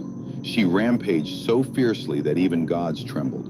She only stopped when Shiva lay beneath her feet. Shocked at stepping on her husband, Kali calmed, and her bloodlust ended. Okay, that was the Hindu what I was looking for. What if I told you there was once a demon whose every drop of blood gave birth to another? Raktabija, a demon blessed with a terrifying boon. Each time his blood touched the ground, a new demon was born. No matter how many times the gods tried to strike him down, he only grew stronger. When all seemed lost, the fierce goddess Kali was summoned to the battlefield. With her terrifying form, Kali fought relentlessly, but instead of letting Raktabija's blood fall, she devoured every drop before it could hit the ground. With each strike, Kali consumed more, until Raktabija was completely vanquished. Her ferocity was unstoppable, her thirst for justice unquenchable. This wasn't just a fight against one demon, it was a battle against endless chaos. What if I told you? That's awesome.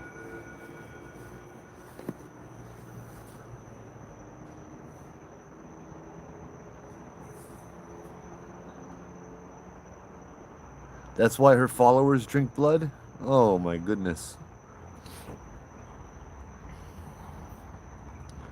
Her followers drink blood? Ah, okay.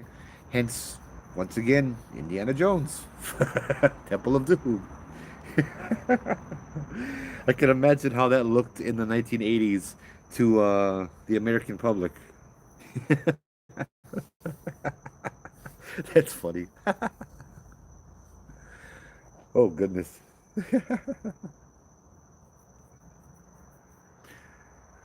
Oh, brah. Here's picture one.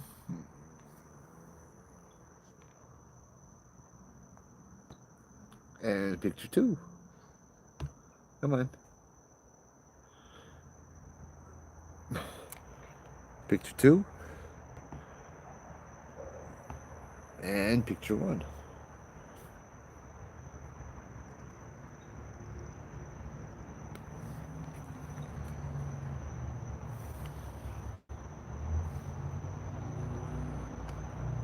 Zanita, how's it? I know he cooked fish. I sent a picture to Joe.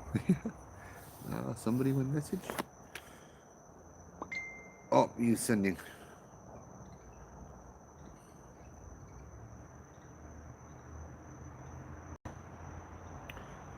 I will after the live. Oh, what's going on? You get people messaging me right now.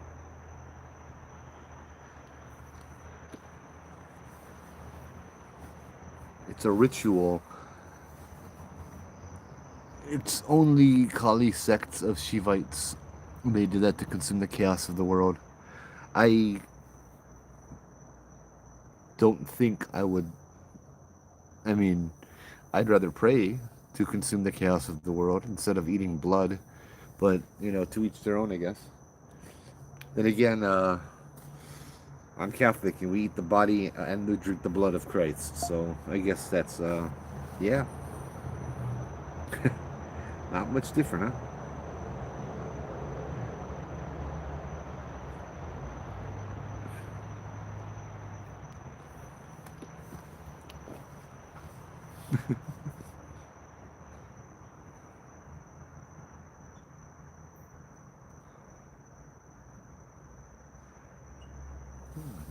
The more you learn, the more I understand now. Interesting.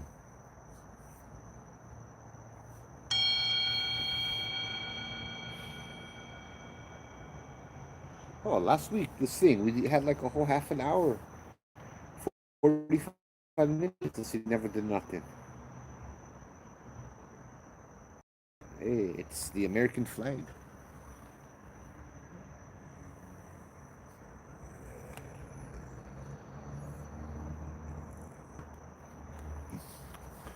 Hey, good night, Aussie.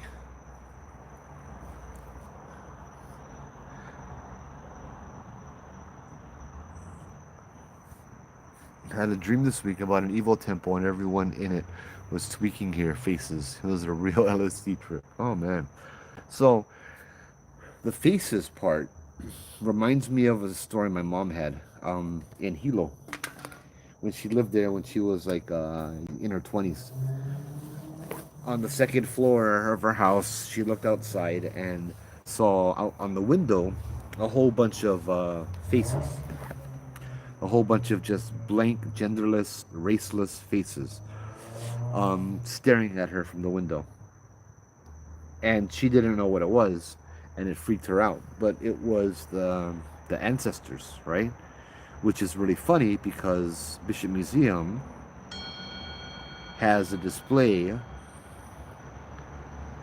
that looked my mom saw and freaked out because it was exactly the same thing that she had seen at Hilo, just all the faces in the window, and it was called the ancestors or something similar to that. Bishop Museum faces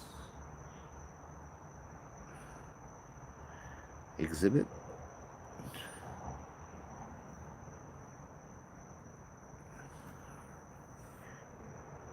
I know I did find that one time, but I can't find it again. So that's what it reminds me of, Brad. All the everyone in it was there tweaking here faces. Okay.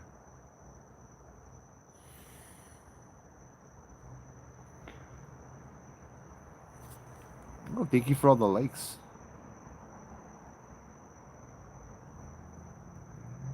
Nice. I can't find it. What made it an evil temple? Yeah, that'd be interesting.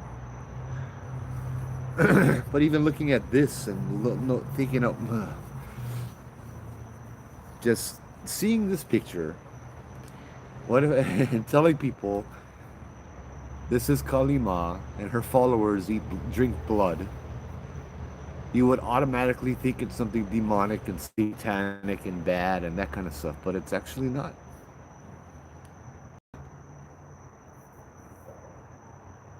Hey, good night, Iwilani. Good to see you.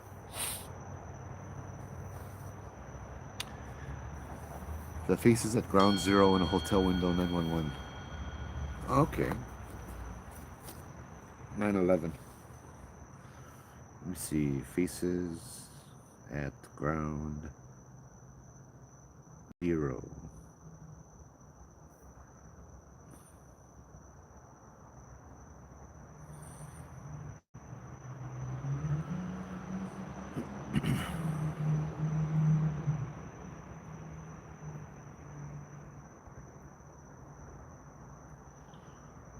I don't know. It's not coming up. Oh, my phone dying. Oh, God.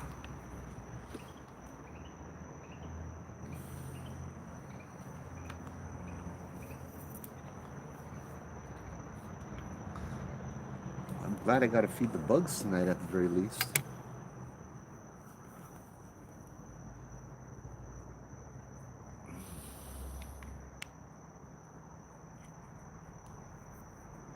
Yeah, that's it. I wanted to walk down to a river down over there, but next time. I gotta start earlier when there's more sunlight, or any sunlight rather. And then I was getting lost, and I figured I didn't have Matt to reorient me, so I'm not gonna go ahead and get lost.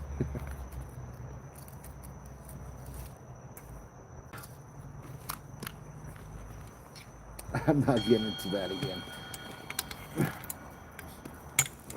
Yeah. What should I show me now? We can put this out here. Oh, faces of the victims. Ooh.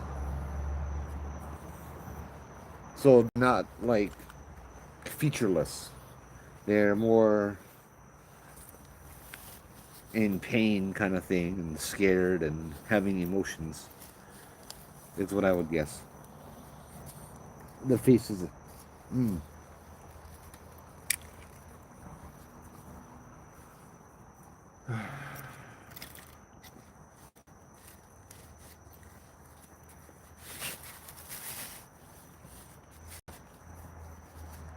Are you off or are you on? You are off. Good.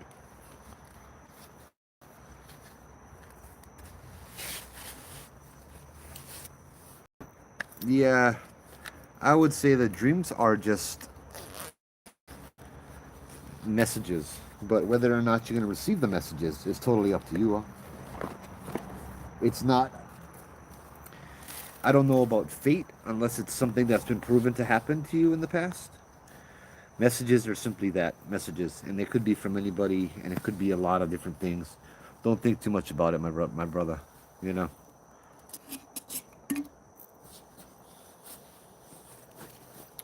I have a lot of strange dreams, and I just think about it a little bit. Then I'm like, okay, cool. Anyway, next.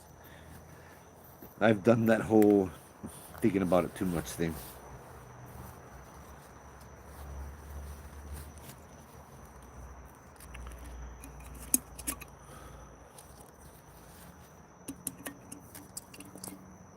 Oh man. Okay, we're gonna turn you off. Let's see the last pictures that came up. Ha! Oh, one more time, huh? Why not? Oh, jeez. Ah, jeez. Talk about crossroads, huh? Uh, Picture one. The same one that came up last week. And picture two. Anybody want to take a wild guess at what this is? Picture one. Picture two. Crossroads.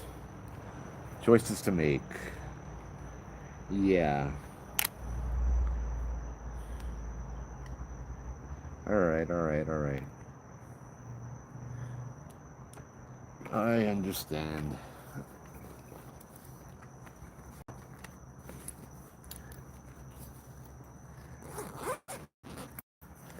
Last pack of cigarettes, and then I'm done.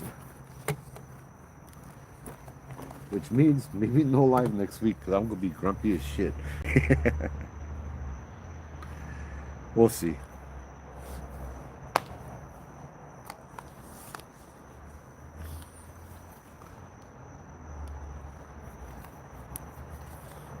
We are going to break down.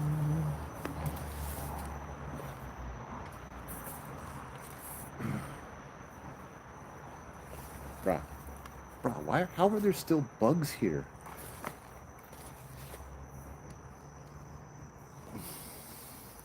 You brought cartons. Okay, have fun. It is really, you know, I figured out how much money I spend on cigarettes a month. About $500 a month. I gotta quit smoking or start rolling my own. I'm sitting back here wondering why I get a raise and I still little money.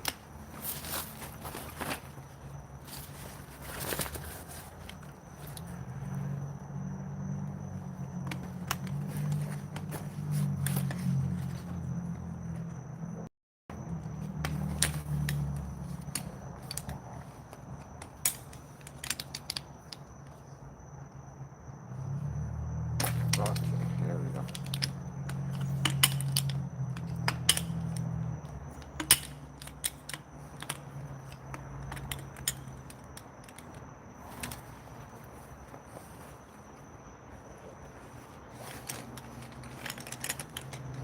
To be honest, that's scarier than the ghosts.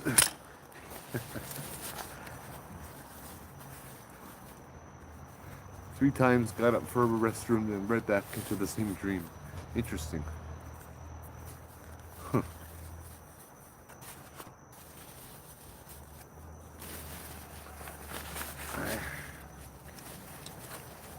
Are they insistent, like a message for you, Brad? Or is it like...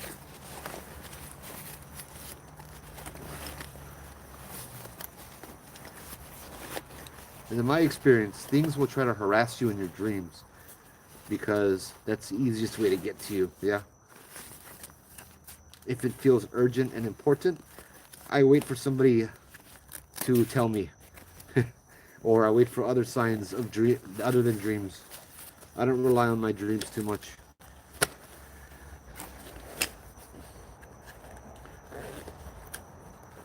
But I'm not a dream medium either, yeah?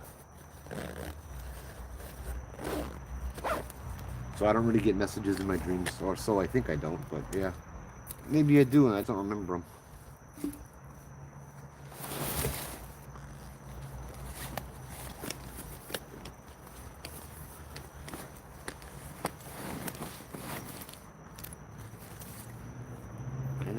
guys are bugs and you want to fly into my face very badly. Did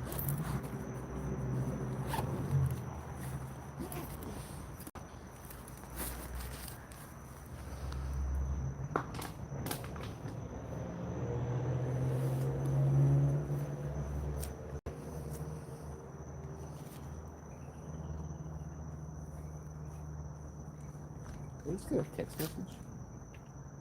No, not. But I heard my text message thing go off. Huh.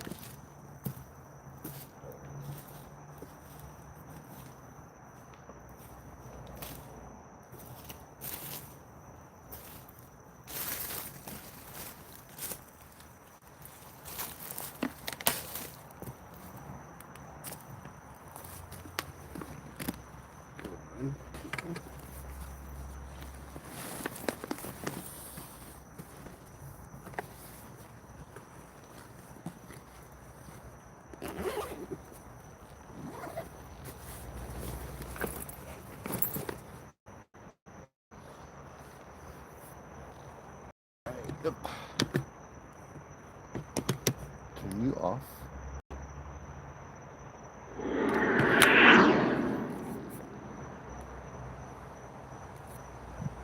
That Faye. Hey Faye, how's it?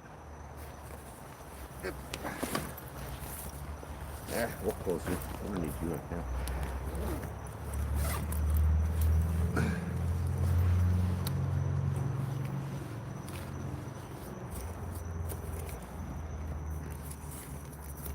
I learned a lot about this one today.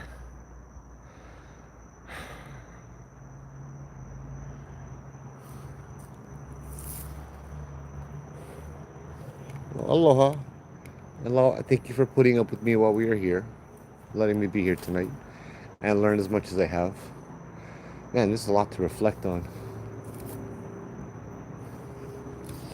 And yeah, so that little lady over there, she's about as tall as I am. These are large places. These are large murals. Like, actually, probably even taller. Sure, look.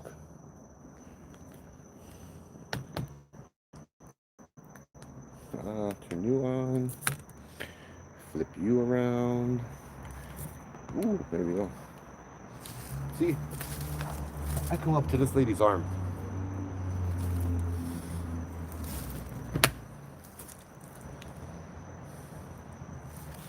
Flip the camera.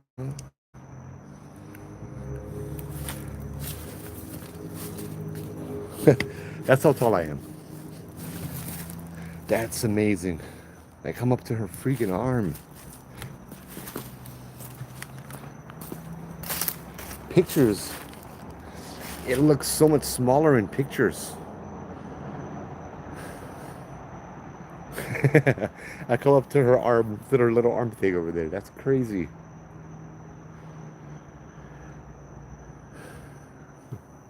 It's 4 arms, yep. So yeah, I'm actually, that lady over there is taller than me. And that lady over here is taller than me as well.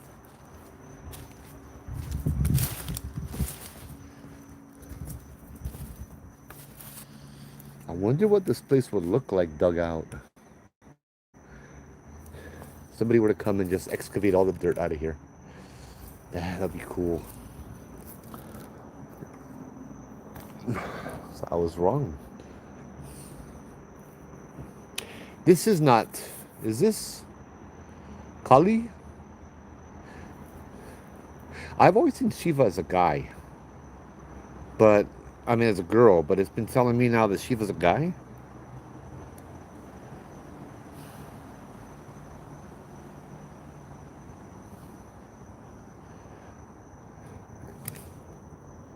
That must be Shiva then. No more boobies.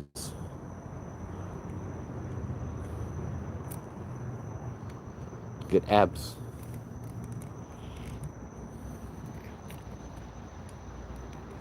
You know what? I can take a picture of that and look it up myself. Shiva is a guy.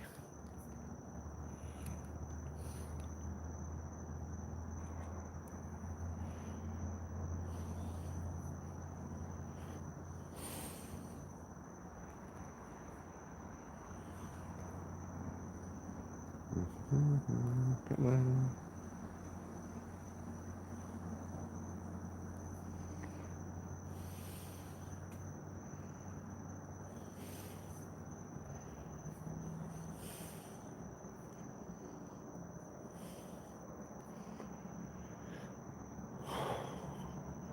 Who is this?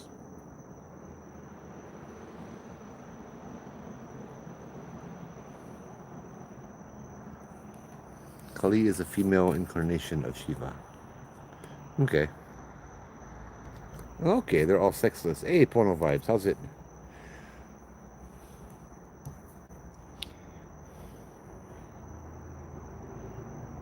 Yep, this is Shiva in his form as Nataraja, the Lord of the Dance.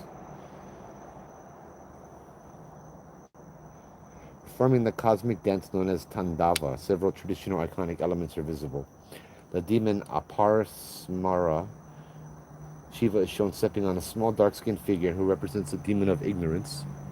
I didn't even see that.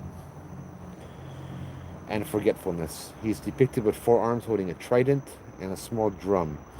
A cobra is wrapped around his neck or arm, and he wears a leopard print garment. Yep, that's exactly it. Wow, learning a lot of Hindu stuff. That's kind of cool, though, that the two of them are together like this. What is this? Let's see what that says. I'm curious.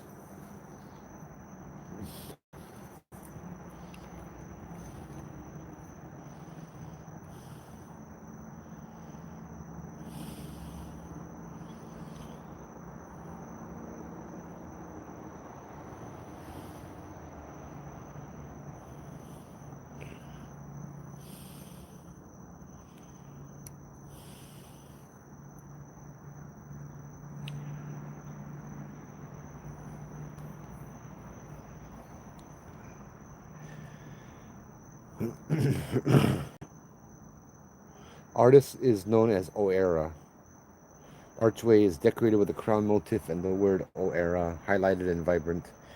Oh, so that's just the tag, yeah? That doesn't mean anything Hindu.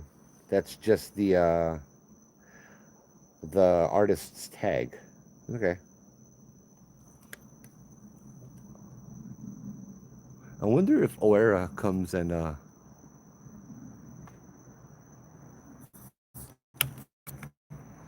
touches them up. Interesting. Okay, I'll look this up too. What's the story with all of the heads?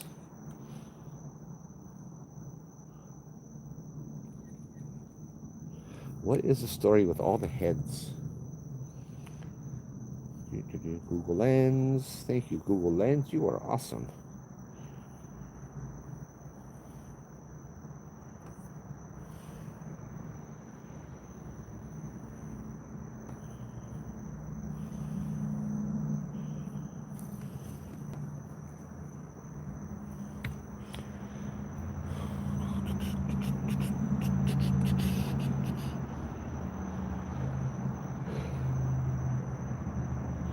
Hindu goddess Kali, known for her association with empowerment and time.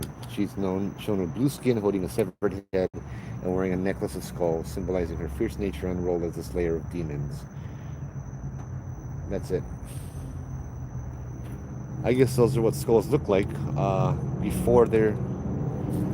I guess those are what skulls look like before they're skulls, right?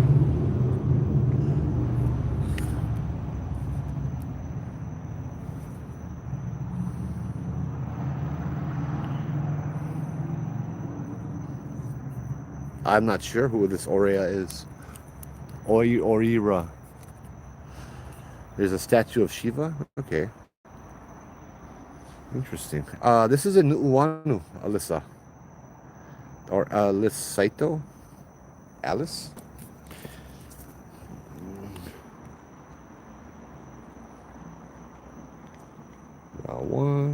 One, two. Oh. Old water pumping station over here, hence the big pipe.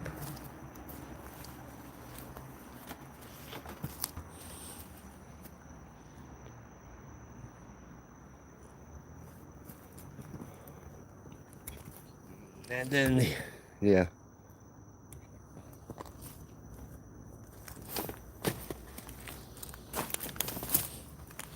Oop. Oopsie, that was a stump. That was a spider web. Oh.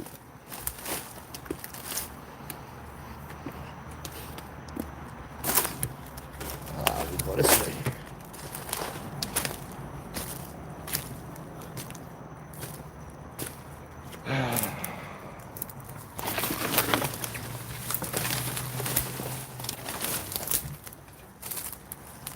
And, oh yeah.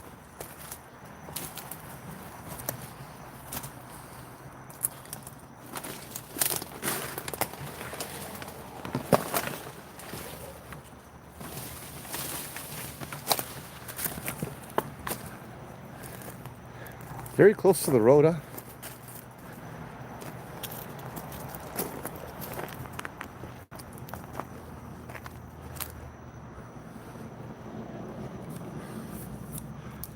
Whew. Wait. Okay, gotta make sure I got my car keys.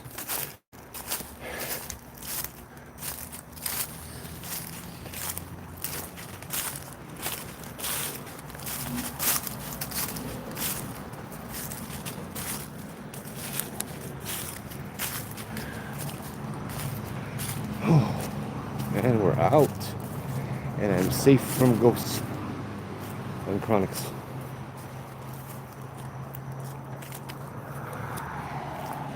Wow, what a nice night it is. Stars, clear. Anyway. Whew.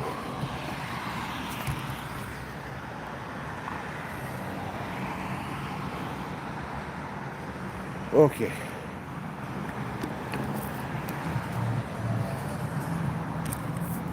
Before I run across the highway, which I don't recommend doing, but yeah, actually I'm gonna walk on the crosswalk. Do this now.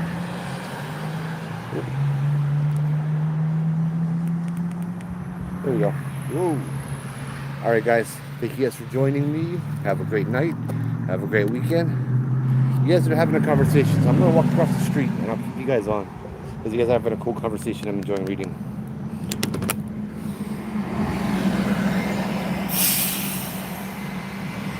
Actually, yeah.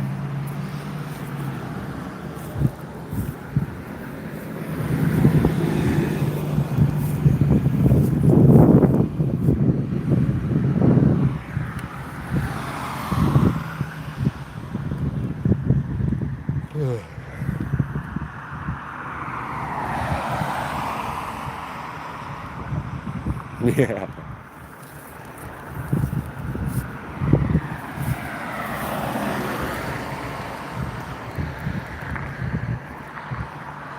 I don't recommend doing this, nor do I recommend wearing full black and doing this.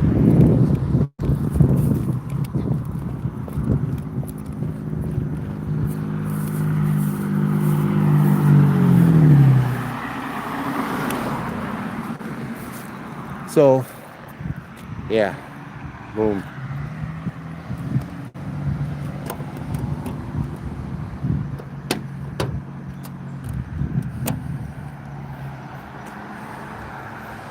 Yeah, I will make the YouTube video public.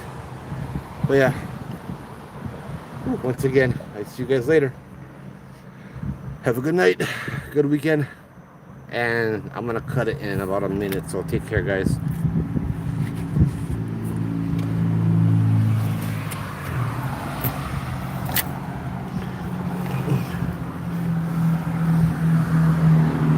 Cool news though. A friend of mine gave me a bunch of camping stuff.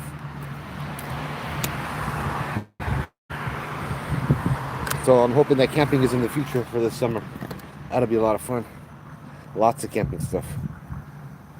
Almost like glamping already, you know?